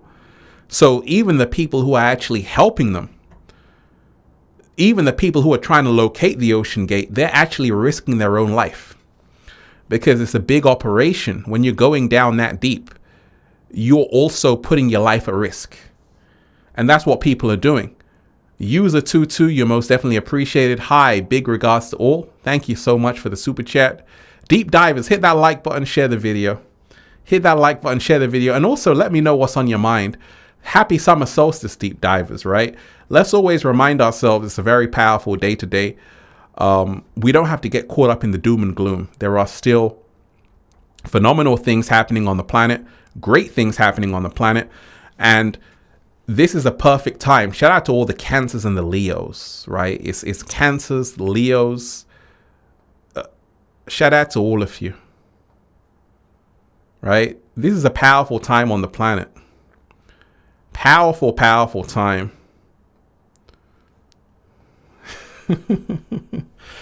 Kingdom L, shout out to you. You're appreciated. Divine love to you, brother Ralph. It's a great day. Oh, it's a great day. It's a great day. Deep divers, you see the sun shining. We're not complaining here. It's start of the summer solstice. People in Stonehenge doing their affirmations, their rituals. People all around the world doing it. It's a phenomenal time right now on the planet. And we have to remind ourselves that the great awakening is unfolding. The matrix is collapsing. And the truth is out there. Anthony himself, you're appreciated. I like the idea of calculated risks better. Thank you for all you do, Ralph. Hey, I appreciate that, Anthony. Calculated risks, very important. Absolutely. Because we have to take risks. I don't blame the people for dreaming, because you've got to remind yourself, you can't call these people stupid. How do you think modern aircrafts were created? Do you know how many people who died for the modern aeroplane? Let me repeat that. Do you know how many people who died for the modern aeroplane? Let me repeat that. Do you know how many people who died for the modern aeroplane? The Wright brothers, they'll tell you. It took many failed missions for them to get their first aeroplane off the ground. A lot of people died, lost their lives. So we can't just say, okay, someone going to the bottom of the ocean is stupid. No, you do this to progress, and there's going to be casualties along the way. It's just that, like Anthony said, you have to learn how to take a calculated risk. That's always the best thing. The boss Princey 215, shout out to you. Peace and love to the greatest mentor. You inspire me every day.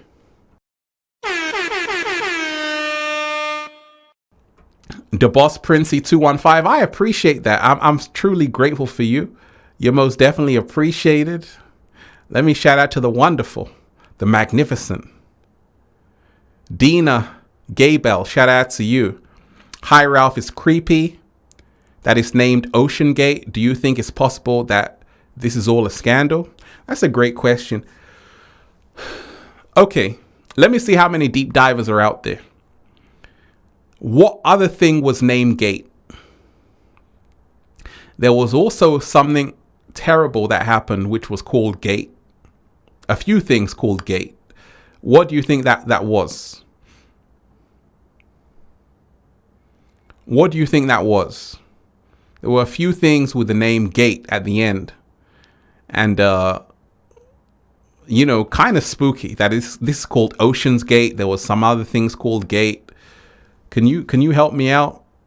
Let me know the names of something called Gate. Pizzagate. Okay. What else? There was Pizzagate. There was Watergate. What else?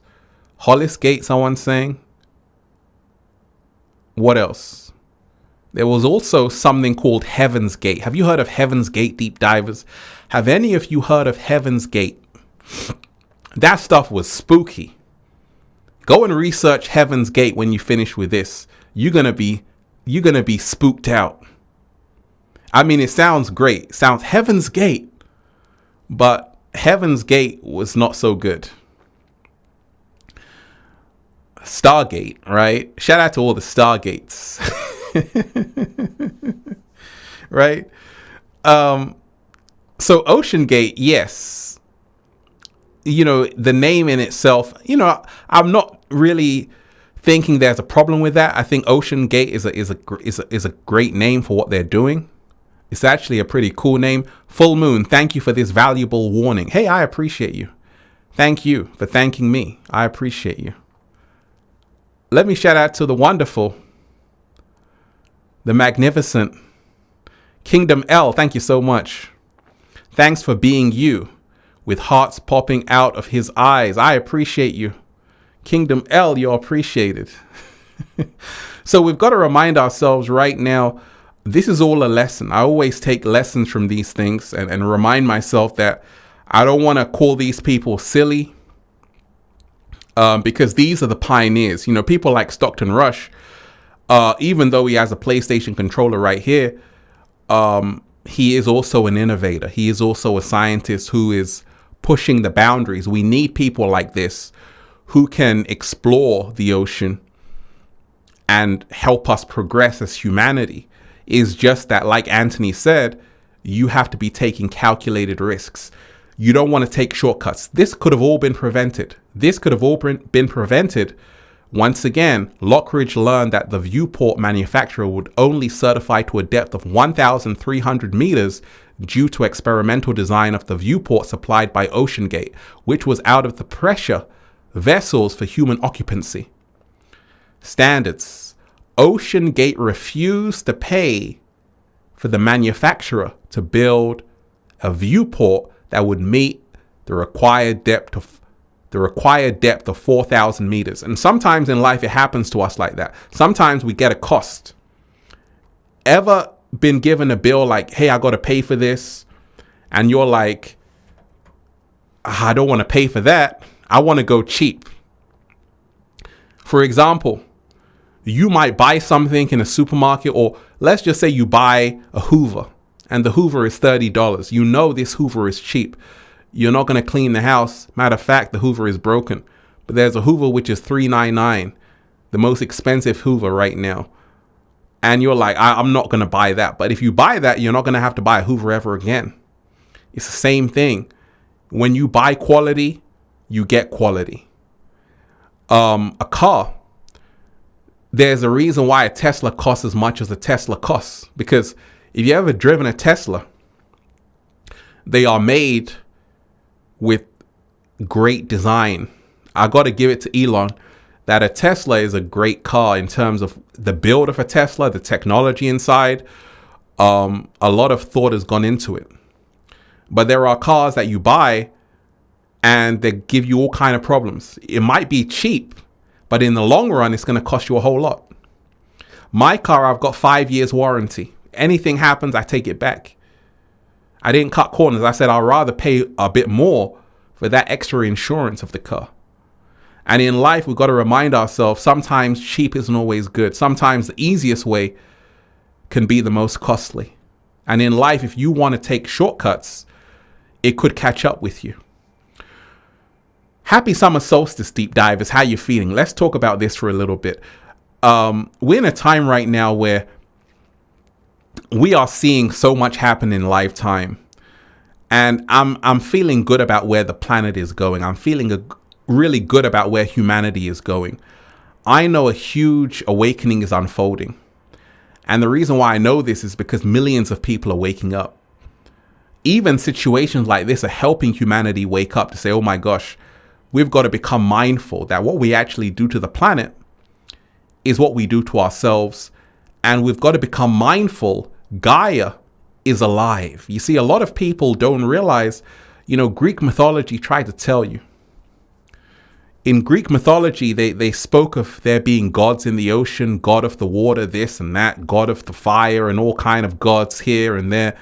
They're talking about the spirits that exist everywhere, which are alive. And the ocean is full of them. The ocean is full of spirits, right? Full of spirits in the ocean. And they can help you.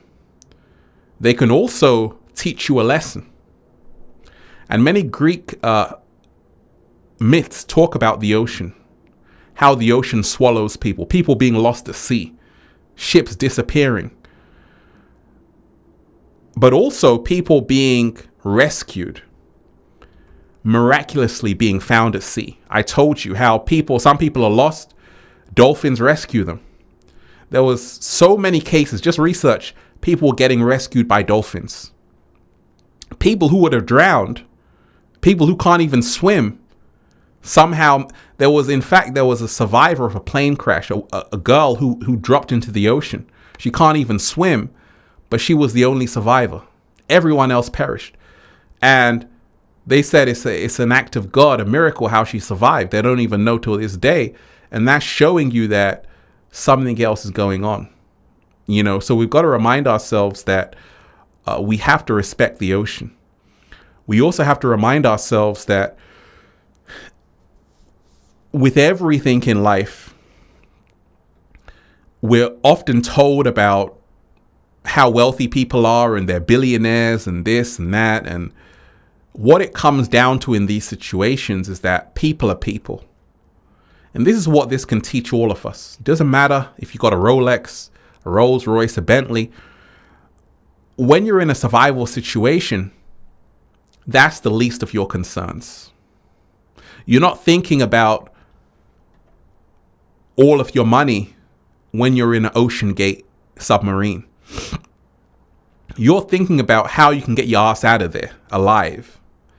So it comes to a point where you focus on what really matters, and that's life. And this is the reason why we've got to learn that don't think because you're a billionaire, you're safe. Don't think because you're a millionaire, you're safe. Don't think because you drive a BMW, you're safe. Or you drive a Rolls Royce, a Porsche, a Hyundai or whatever, a Lamborghini, Bugatti. Don't think you're safe. Ultimately, we've got to humble ourselves to remind ourselves everybody's the same. This is what we can learn from this situation. Everybody, every human being is exactly the same. This is a shocking reality for a lot of people. Because you see, the people on the first Titanic said, I'm a billionaire. I'm not going to go down in the Titanic. And many billionaires were on board the Titanic and they didn't make it back. Go and research the billionaires who were on the Titanic ship who didn't make it back. Well, it's not a coincidence. The same thing has happened. No accidents in the universe. And it happened at the same site as the Titanic. And this is a lesson that sometimes when you have a lot of money,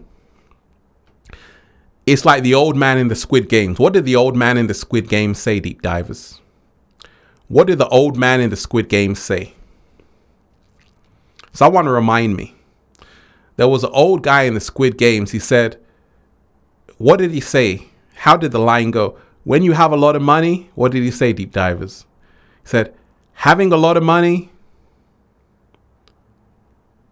What did the guy in the Squid Game say? Shout out to everyone who's here. Hit that like button. Share the video.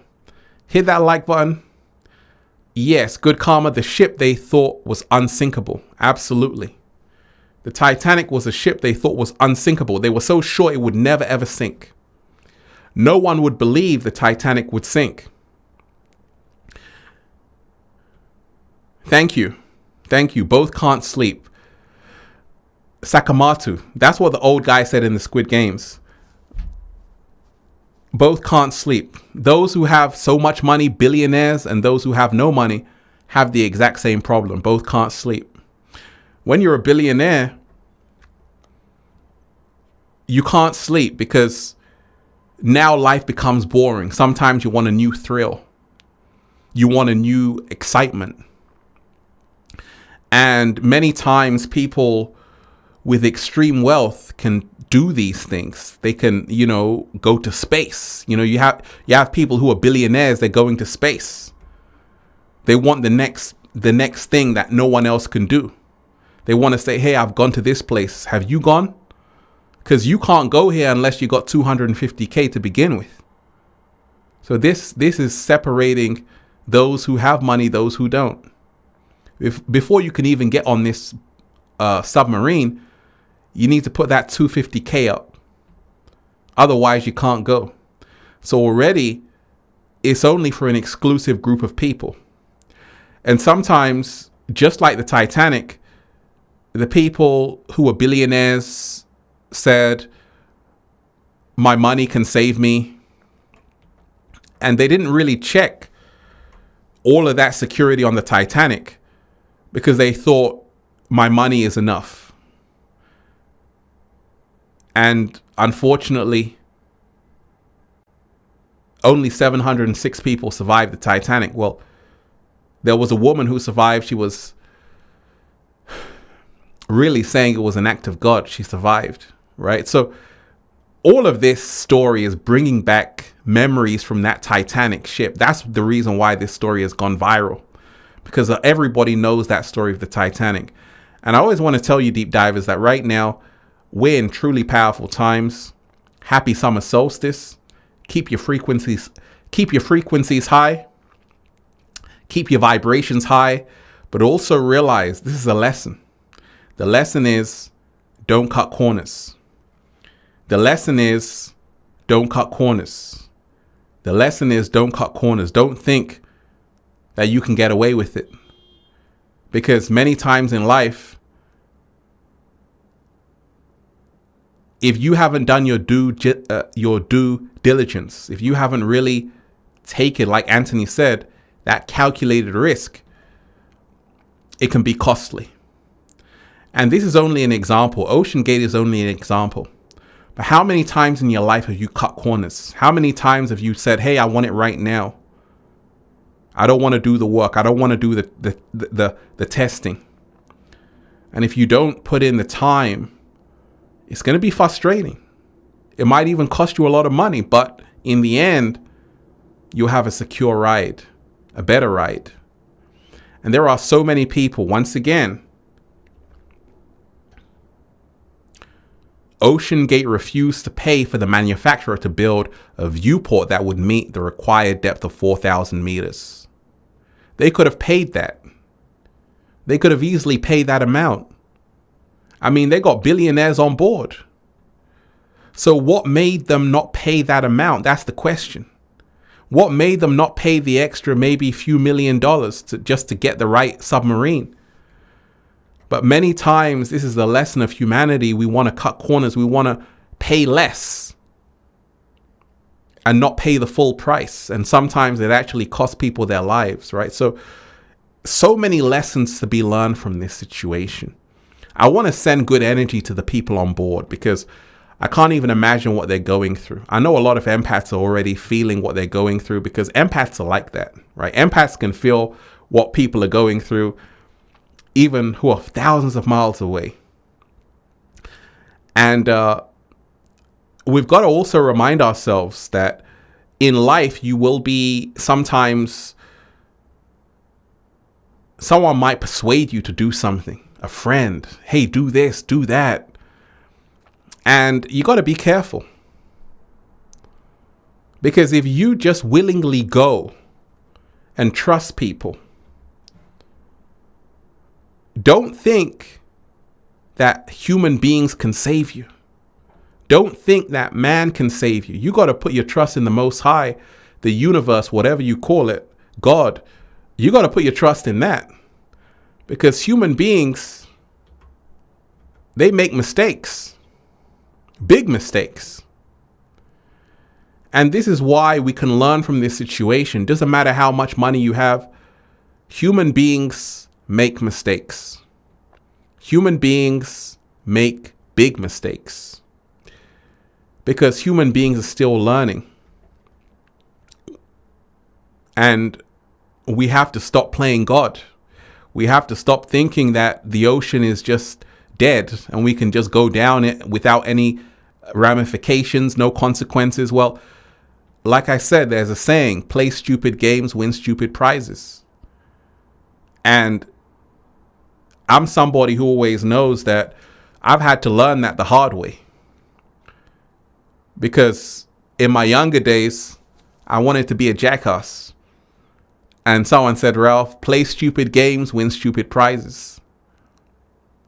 And you have to be careful. Shout out to everyone who's here. Hit that like button, deep dive, and share the video. Let me know what's on your mind. Happy summer solstice. The astral chef in the house. Shout out to you. You're most definitely appreciated. Hi, Ralph. Grateful to see you now. Cutting corners pays a bigger price. Sending high frequencies and good energy to all on board.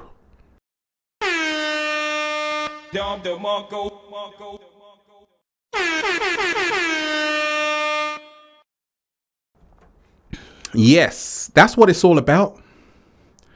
Let's send high frequencies and good energy to all aboard. Absolutely. Thank you so much for that, Astral Chef, because, my thoughts go out to the people who are on board, because that's what they need right now. They need that good energy. I always say there are miracles. Miracles can happen. They could still be found. They could still make it out alive. Even after that 12 hours is up, they could still be found. They could still be rescued. Miracles exist. There are things that can happen which are unexplainable. But once again, you're playing Russian roulette with the ocean. And anytime you play Russian roulette with the ocean, you will always lose. The reason why is because the ocean swallows. The ocean swallows, sucks everything up. And many people disappear in the ocean, never to be seen again, never to be found again, never to be heard of again.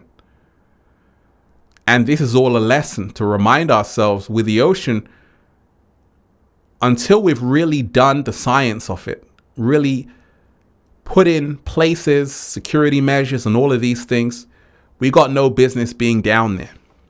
We got no business seeing a gravesite, because if you go and see a gravesite of the Titanic, this was a tragedy. The Titanic was a tragedy. People lost their lives, lost families, all kind of things. And if you go down there, you may not make it back. There's a reason why the Titanic went down to that specific spot for a reason. And this is something which we don't want to gloat on and say, oh, let me go and take a look. Because if you do, there was something called the curse of the mummy. Do you know Howard Carter went to go and see Tutankhamun? Howard Carter was a British archaeologist. He went to go and see the mummies in ancient Egypt. In Egypt, right? Around the 19 something. When Howard Carter went to Tutankhamun, he collected the mummies, and all of a sudden there was a curse of the mummies. They call it the curse of the mummies. Everyone around him in that team died. They came back to England and they just died. Some people died there on the spot. And there was this saying that the mummy was cursed. It's like anyone who opens up the mummies, they got infections. And it was a sign that you better leave those mummies alone. Some things are best left unopened. Some things are best left unopened. And the curse of the mummy, they later found out what it was. It was basically this bacteria. Anytime you kind of come into contact with something which is so old, you leave yourself open to a whole host of bacteria and all kind of other substances which can actually hurt the human body. But also it was a lesson that don't just think you can go and explore without consequences. You have to pay homage. When Howard Carter went to go and see the pyramids, and when he excavated the mummies, they were resting in peace. He just took them out of their their resting place, and all of those people died in that team, and they call it the curse of the mummy. But what if? Because if you look in the pictures of Howard Carter, they weren't even wearing gloves. A lot of them weren't even wearing gloves, mask, none of that. They just went in there. There was gold everywhere. And they were smiling, but they didn't realize that there was a curse of the mummy. And what if Howard Carter had gone into the pyramids and the mummy site with homage to say, hey, let me respect this site. Let me respect the people who are here. He may have survived. Other people around him probably wouldn't have died like that. Kingdom L, you're appreciated. The same thing with the Ocean Gate. What if the people went inside really not cutting corners? What if the people went inside really making sure that we don't just have a PlayStation controller? What if the people who went in the Ocean Gate made sure they spent the extra money? Once again, Ocean Gate refused to pay for the manufacturer to build a viewport that would meet the required depth of 4,000 meters. Why did they refuse to pay? This is very important. Because this vessel was only certified for 1,300 meters. But you see, the Titanic is 3,800 meters. So already there was a problem. Already there was a big issue because it wasn't certified. They wanted to cut corners because, you see, if it was certified, listen, if it was certified, the people who certified it would have had to take responsibility. And it would have had to be tested to go down that depth. And if it couldn't do it a number of times, they would not certify it. So Stockton Rush knew that, I'm sure, they didn't want to go through that whole process of testing it. Can it go down to that distance, down and up and down and up and down and up? No, we don't want to get those people involved. We'll do it ourselves because we can do it. And this mentality can end up in disaster. And this is the reason why we have to remind ourselves there's always a warning. When we talk of becoming our greatest versions, there are always people who give us a warning to say, hey, check this out, check that out, make sure it's safe. And if you don't listen to these people, this Ocean Gate is what can happen. So always remind yourself in life, deep divers, the universe always gives you a warning. It always gives you a warning to say, hey, be careful. And it's up to us to take heed to that warning. It always comes at some point. But you see, some people listen and some people say, I don't need to listen. I'm a CEO. I know what I'm doing. And that mindset can be disastrous. Like I said, there's good news that the rescue effort, so many people are helping. That's phenomenal. To see how many people care, that's inspirational. So many people are risking their own lives to go and help other people. Do you know how risky it is going down to go and find people?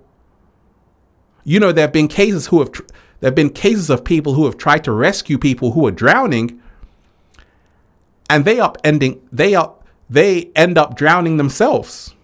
It's extremely dangerous to go and rescue people at 13,000 feet deep. You're risking your whole entire life.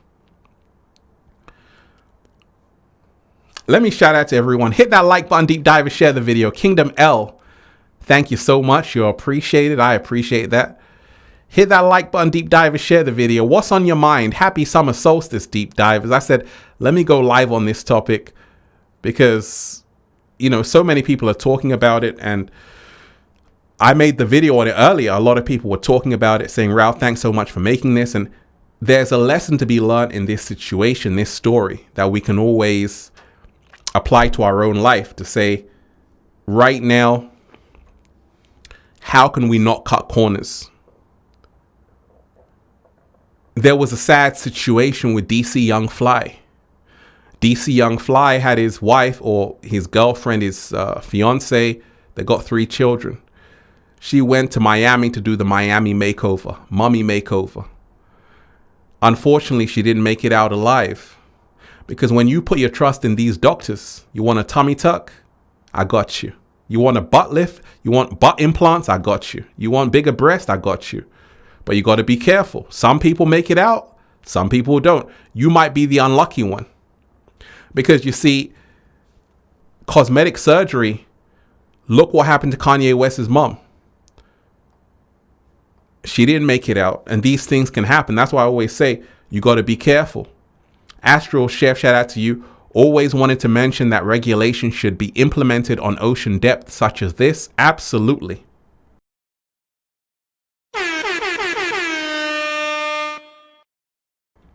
Absolutely. That's so important.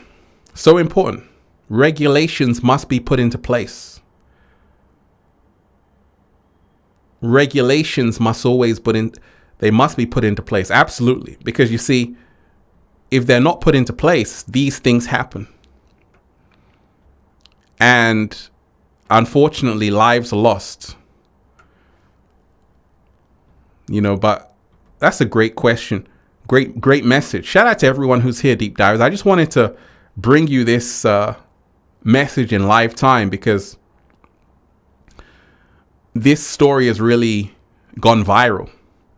A lot of people are interested, and a lot of people are also having flashbacks of the Titanic itself and realizing that the ocean is a whole nother animal. The ocean is unexplored. It's a mystery. And as human beings, we think that we can just go inside and come back out. But it doesn't work like that. Unless things are really properly engineered and designed and all of these things, a lot of checks done. Testing has to be put in place for decades, not just a few months.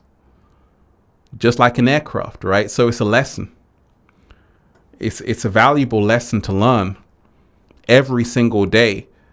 I'm Infinite Waters. Deep divers, we dive deep, right? And even when I'm diving deep, I got to say, Guy, I respect you. Because diving deep, you can drown out here, deep divers. You can get lost in these infinite waters. We can get lost in the infinite waters. How you feeling today, deep divers? Shout out to everyone who's here. Everyone who's here. Like I said, deep divers, I just wanted to bring you this message and remind you to take care of yourself. Remind you that in life, your life is precious. Your life is always precious. Your life means something. Let me shout out to Kingdom L.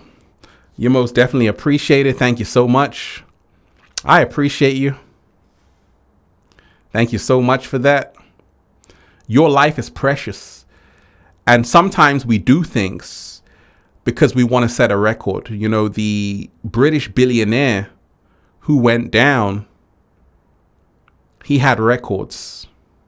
He already had 4 Guinness records. He already went to the Mariana Trench. He went to the North Pole. He did things. Many times this can encourage us to do these things.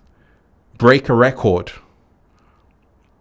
Go to somewhere no one else has gone. It's like an excitement, an adrenaline rush.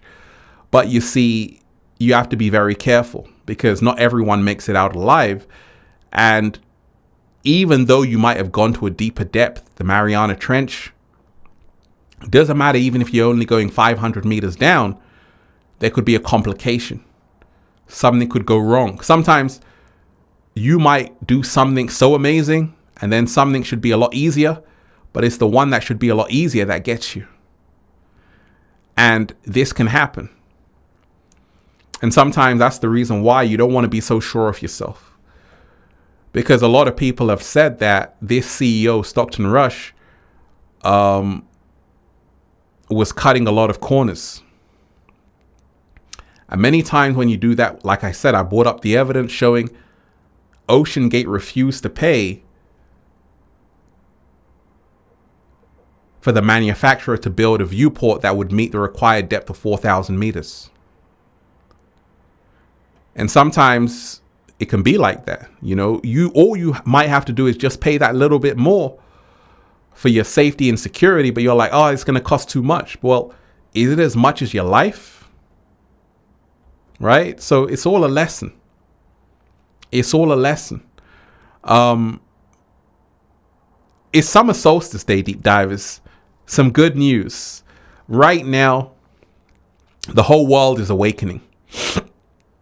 Right now, big awakenings are happening all around the world. That's the great news. A lot of people are finding themselves.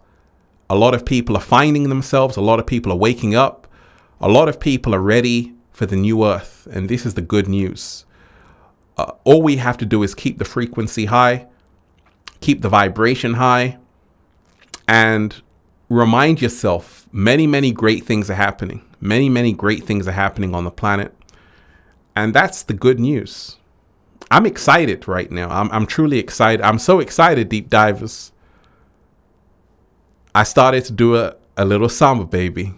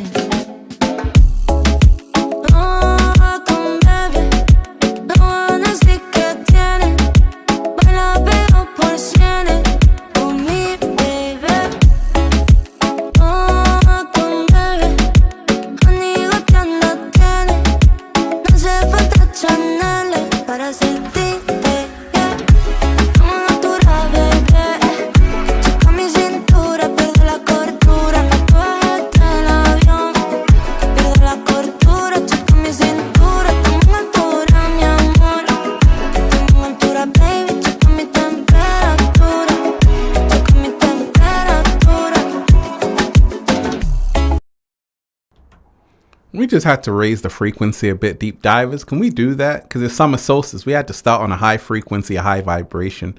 What's up? How you feeling today, deep divers? Like I said, happy summer solstice. Also, sending good energy to everybody on board the Ocean Gate. That's what they need right now. And lessons to be learned from everything. Don't cut corners. Lessons to be learned from everything. Your life matters. Don't throw it away to try and say, hey, I've done this. In the end, it's not worth it. Lessons learned, calculated risks are everything. Yes, humanity should take risks, but they have to be calculated. They have to be thought out. The science has to be there. The planning has to be there. That's essential. Ivan B in the house.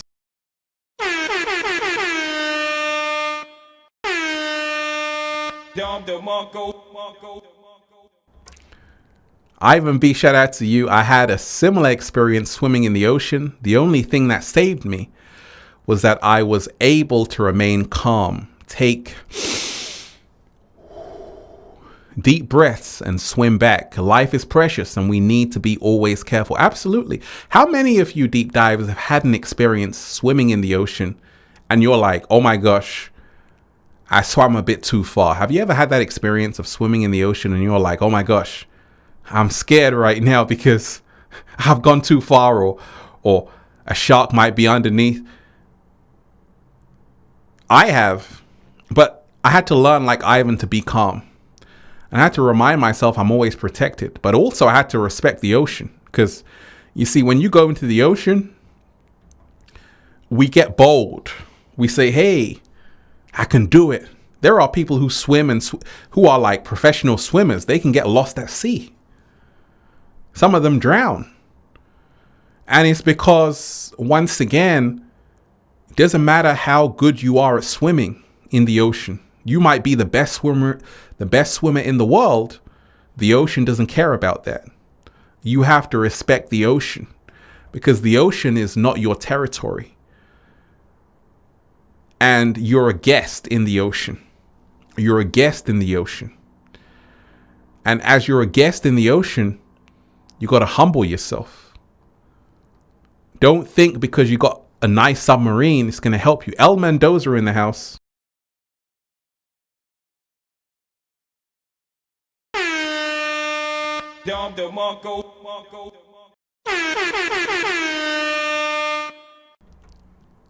El Mendoza, shout out to you. Thank you so much. I appreciate that. Coming in on the 3-3.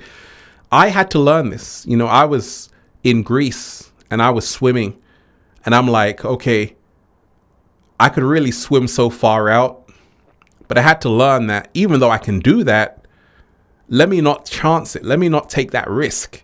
The reason why is because the ocean swallows, doesn't care about how much money you have, if you're a billionaire, all of those things.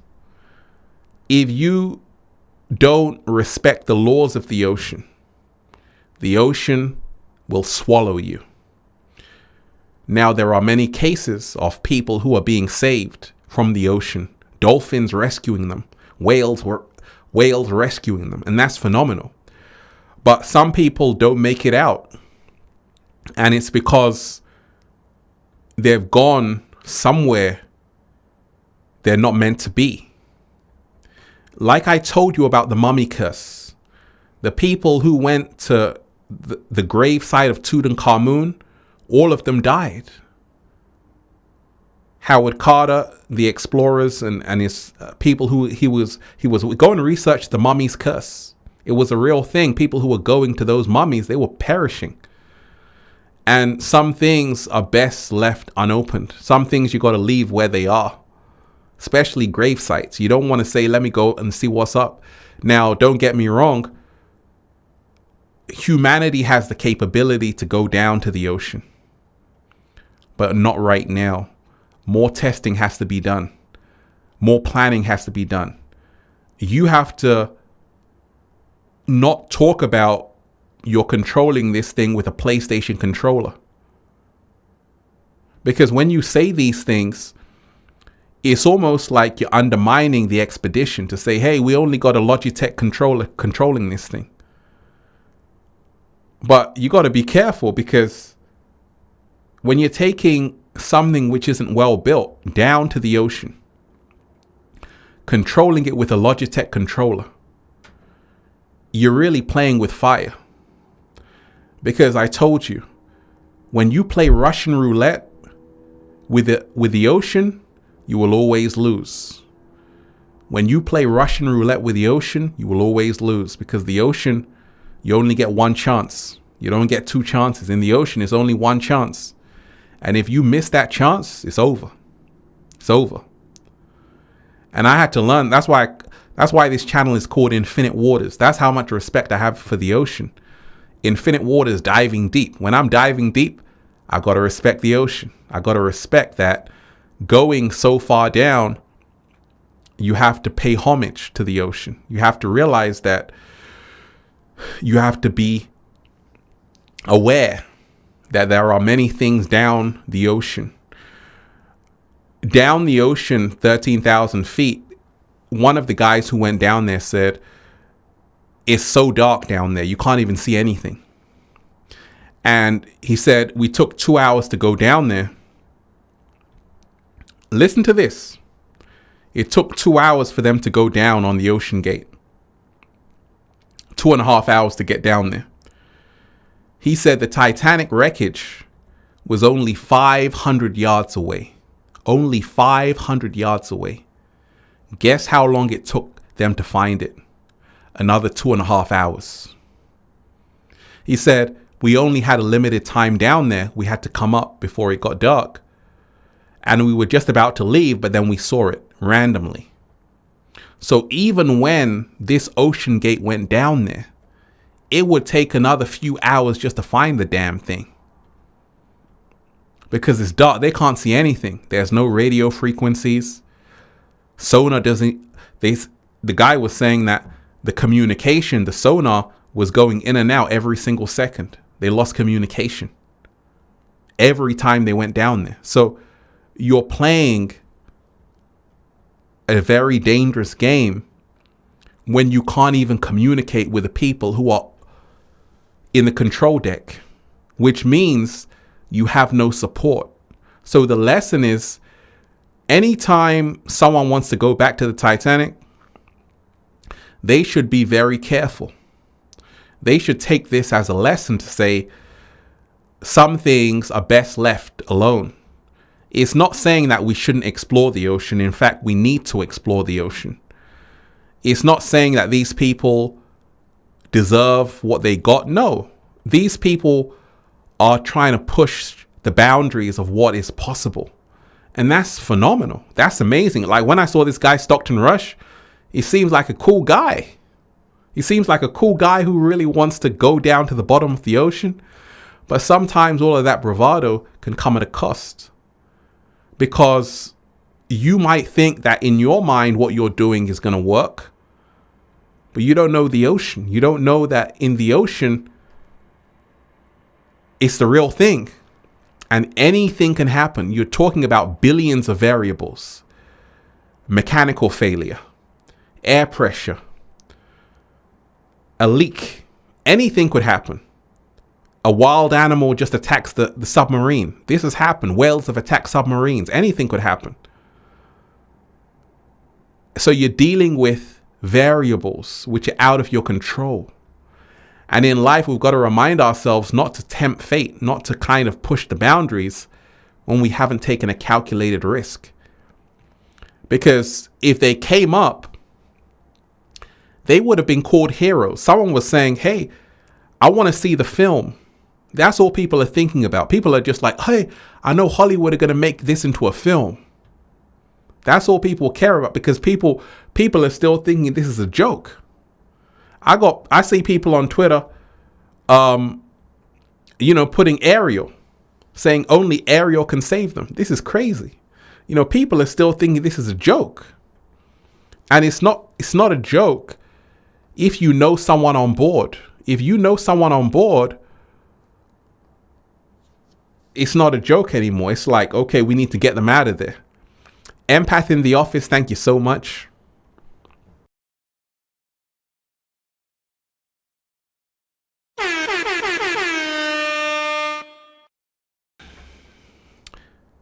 Immense gratitude for the research you've done and the profound wisdom and discernment you shared. Humanity needs to be respectful, humble, and act with love. Absolutely. Thank you so much, Empath in the office. Absolutely. Humanity needs to be respectful, humble, and act with love. That's what we have to do. And that's why I say we can always learn something. Nothing is negative if you can draw the positive from it. There's always something positive, even in a negative situation. There's always a positive in every negative situation. Let me say it one more time. There's always a positive in every negative situation. So we have to take the positive out of this situation. And the positive is to say, we have to learn that the rescue effort is amazing. How many people care for these people is phenomenal. All around the world, people really want to see them out of there. And that's a good thing. You've got US Coast Guard sending aircraft, submarines. It's costing them millions of dollars to do this, just to go and look for 5 people down there. So it shows that when push comes to shove, humanity does care about each other. This is the positive. We can see that actually it's amazing, the rescue effort. People care. People are doing everything they can do to try and get these people out of there. So that's a positive. So there is some good news in that people are still doing everything they can to recover them, to rescue them. Miss MM, you're appreciated.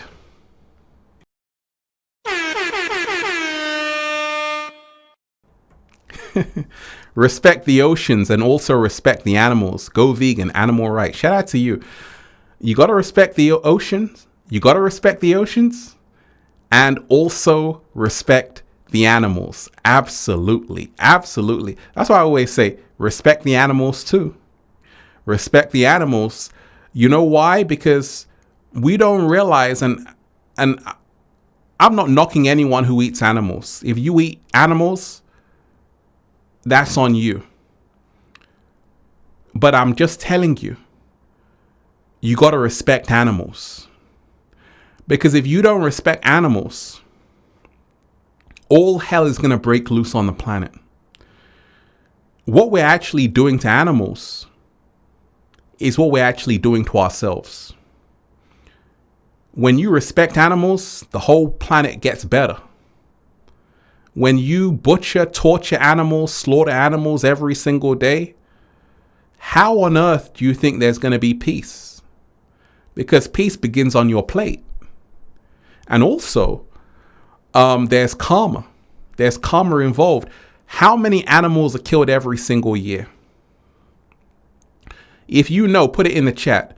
How many animals are killed every single year? Do you know how many animals? Do you know the number, deep divers, of how many animals are killed every single year? I'll be interested if anyone knows. I'll be really interested to see. How many animals are killed every single year, deep divers? Hit that like button, deep divers, share the video. Hit that like button, deep divers, share the video. Hit that like button, deep divers, share the video. How many animals are killed every single year? And this is phenomenal. This is shocking.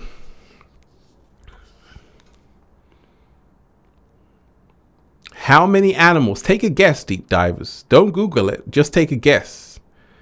83 billion, 64 billion. Thank you. Right? We're talking about PETA have definitely confirmed over 64 billion. Most people are saying about 83 billion. That's a lot, right? 80 billion animals killed every single year. Don't you think that's going to have an impact on planet Earth? Of course it is. Don't think that we're going to be in a state of peace and nirvana if 80 billion animals are killed every single year. All hell is going to break loose, and that's what's happening. Don't you see everything is connected? Everything is connected. So what we do to animals is also how we live on the planet. Leonardo da Vinci said, I refuse to make my body a tomb for other animals. He also said, we have to respect life. And we truly do have to respect all life forms on the planet, because animals aren't just for your entertainment. They're actually sentient beings who have feelings, emotions, and needs of their own, right? So I always say it's Miss MM, you're the animal activist today. Thank you so much. Hot Shot Radio.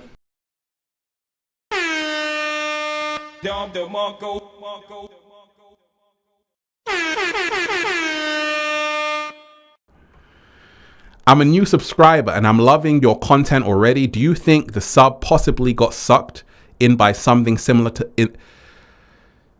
Do you think the sub possibly got sucked in by something similar to the Bermuda Triangle? That's a great question. Absolutely. You see, I feel in my heart of hearts that the sub, when it lost connection at 1 hour 45 minutes, they lost connection with the control deck. The sonar stopped working. They couldn't send messages to the control deck. At that moment, I said, okay, they're in big trouble. Because you see, that showed that something malfunctioned early on when they were on their way down. They could have got to the bottom of the Titanic and once again, the news is saying there are noises from inside of the Titanic, which shows these people are still alive. These people are still alive right now, but they only have less than 12 hours of oxygen. Less than 12 hours of oxygen. So anything is possible. But you have to remind yourself, hotshot, that to begin with, Lockridge learned that the viewport manufacturer would only certify to a depth of 1,300 meters due to experimental design of the viewport supplied by OceanGate, which was out of the pressure vessel's standard, right, for human occupancy. OceanGate refused to pay for the manufacturer to build a viewport that would meet the required depth of 4,000 meters. This is the issue. This is the issue, that they refuse to pay the manufacturer for it to be certified for 4,000 meters. So in my mind, the actual submarine cannot withstand the pressure of 4,000 meters. And in my mind, this is what's gone wrong, because they were cutting corners and they didn't pay the extra money to make sure it was certified. See, this is why we have regulations in place. So you can say, okay, this has been certified. It can go down 4,000 meters. The mere fact that it was only certified for 1,300 meters shows that this guy, Stockton Rush, knew this. But in his mind, he wanted to take a chance. He wanted to take a risk. He knew it was a risk. That's why they had to all sign waivers. Going down to the Titanic, they had to sign a waiver. You may not make it out alive. Said death like 13 times. Well, this is what happens when you sometimes refuse to really follow the regulations, the bodies, the ocean bodies, authorities. When you are just saying, I'm going independent, you don't want to listen, you don't want to protect the safety of people, unfortunately, these things happen. That's a lot of the news aren't even talking about that. They're not telling you that this submarine is not even certified to go down to 4,000 meters where the Titanic is. It's not certified, can't go down that far. So even if it got down that far, it can't withstand the pressure. It would implode. Because you see, the ocean is a thing where when you go down, the deeper you go, the pressure gets higher and higher. And if your submarine is not built for that pressure, it just gets sucked up and it just collapses, it just implodes, it just basically bursts open. But since there has been banging on the side, noises on the side, that shows that it's still intact, which is the good news. And there's still people on board, but it's a race against time right now. Clock is ticking. They do have technology, submarines that can go down as far as 36,000 feet to the depths of the Mariana Trench. So they have the technology to go down. But pulling it out is going to be, they're going to have to be, I hope they do it. I really do hope if they do it, I mean, that's going to be phenomenal. But it's really, it's going to be tough. But this is all a lesson, deep divers. We all have to remind ourselves every single day. Don't just say, I want to break a record. You know, you got people who are saying, hey, I want to walk on glass. I want to break this record. I want to do all of these things. And you want to do them, but have you put in the safety to do them? Is it safe to do? Patrick, you're most definitely appreciated. Much gratitude. I appreciate you, Patrick. Thank you so much.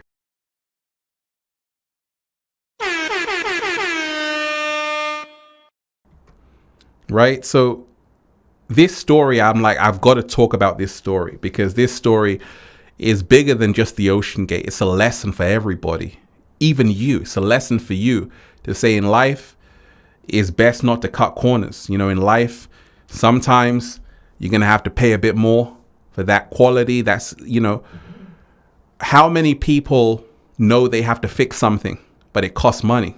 How many of you deep divers, you know, you got to fix that, but it's extra money. You don't want to do it. You want to cut corners, but you know, you're going around with something which is going to break at any time. Is it really worth it though? Just to save that extra money, you could lose your whole life, right? So this is the lesson from the Ocean Gate. The irony is that you have people on board who are so wealthy, billionaires, 2 billionaires. They could buy the best submarine in the world. If they put their money together, they could buy a submarine that would take them down with more security than this. And this is the irony of it. The people who are taking them down are operating this thing with a PlayStation controller. And the people on board are so wealthy, but they forgot one thing. And that is to ask the critical questions. Are we going down with certification? Why is the guy who is running this operation avoiding the certification? Because this thing was only certified for 1,300 meters, not 4,000 meters. It was never certified for 4,000 meters. So the person who's taking me down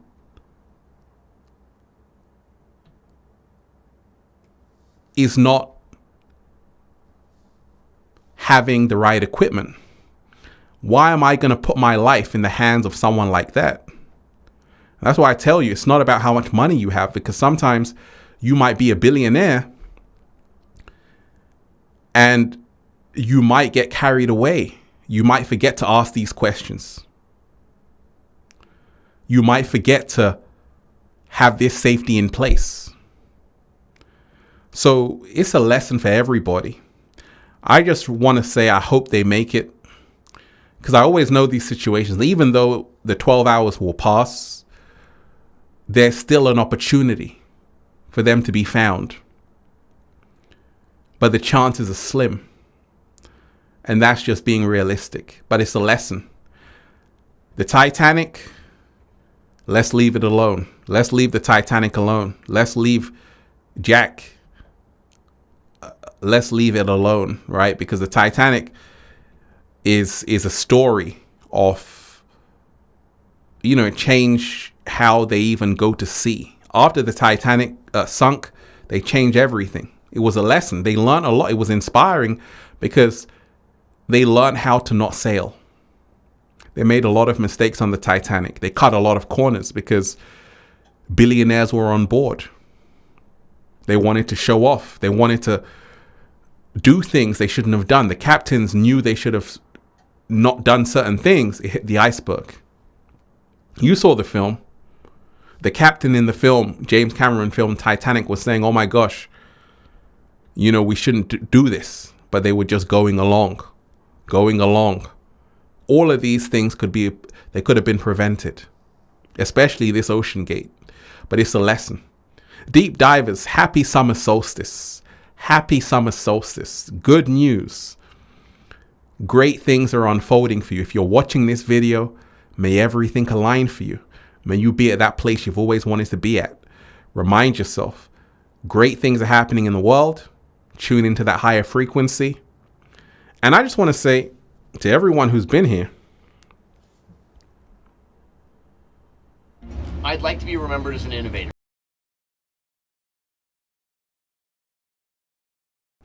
I just want to say to everyone who's been here,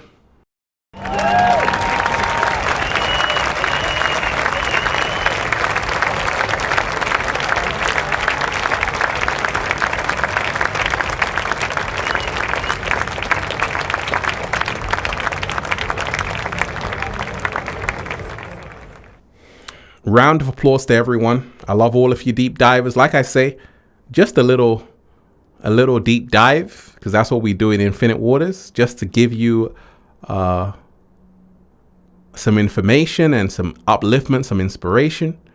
I hope you take care of yourself, deep divers. Don't get lost in the infinite waters. Infinite waters, diving deep, you can get lost in the infinite waters. Make sure you respect the infinite waters. Make sure you respect the infinite waters. Make sure you respect the infinite waters. Deep divers. I love everyone who's been here.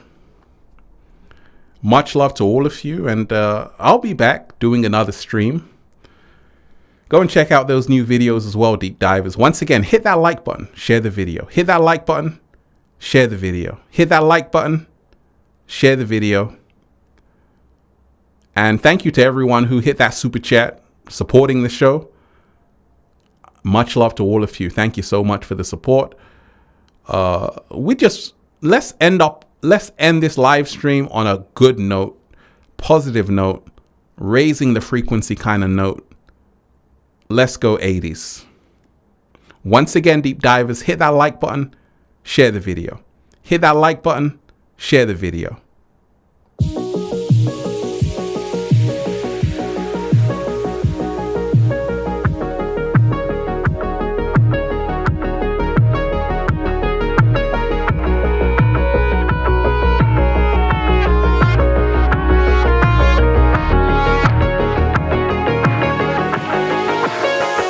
I'm so happy.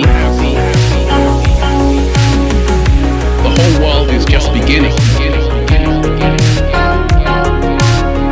We already won. It's about us all. So many beautiful deep divers here.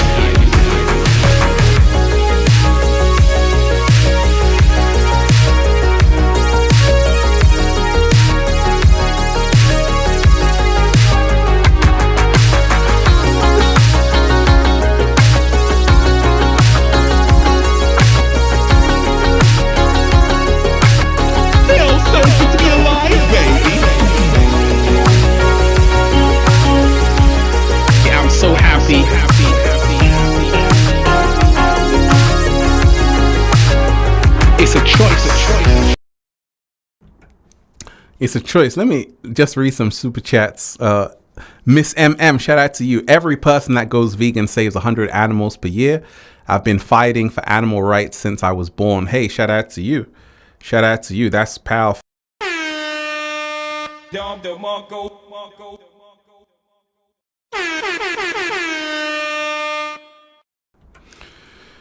That's powerful. That's good to know. That's definitely good to know. Let me shout out to the amazing 5D music scene in the house. Your appreciated gratitude mentor. Hopefully they will find them. Thank you. Yeah, I hope they find them. I really do hope they find them because, you know, they're really giving it everything they've got. And one thing on a good note is that we have to always have hope. In humanity, we must always have hope. And, you know, we hope they find them. Because even though 12 hours will pass, they've run out of oxygen, but they're still miracles. Sometimes you hear of survivors who have been down mines, caves, and everyone said they're gone. And they somehow survived. You know, there have been people who have been lost at sea and everything is gone, and some miraculous way they survive. So it's possible. It's never impossible. It's always possible. They can be found alive and come back and have great stories to tell. So like 5D music scene said, I hope they come back alive and hope they're found. We got to stay optimistic, but also we have to stay real and remind ourselves that this is a whole lesson of cutting corners. Once again, the Lockridge learned that the viewport manufacturer would only certify to a depth of 1,300 meters due to experimental design of the viewport supplied by OceanGate. OceanGate refused to pay for the manufacturer to build the viewport that would meet the required depth of 4,000 meters. So it's a lesson. It's a lesson to really not cut corners and be aware. Sometimes all you have to do is pay that little bit more. And these things won't happen because everything will be certified.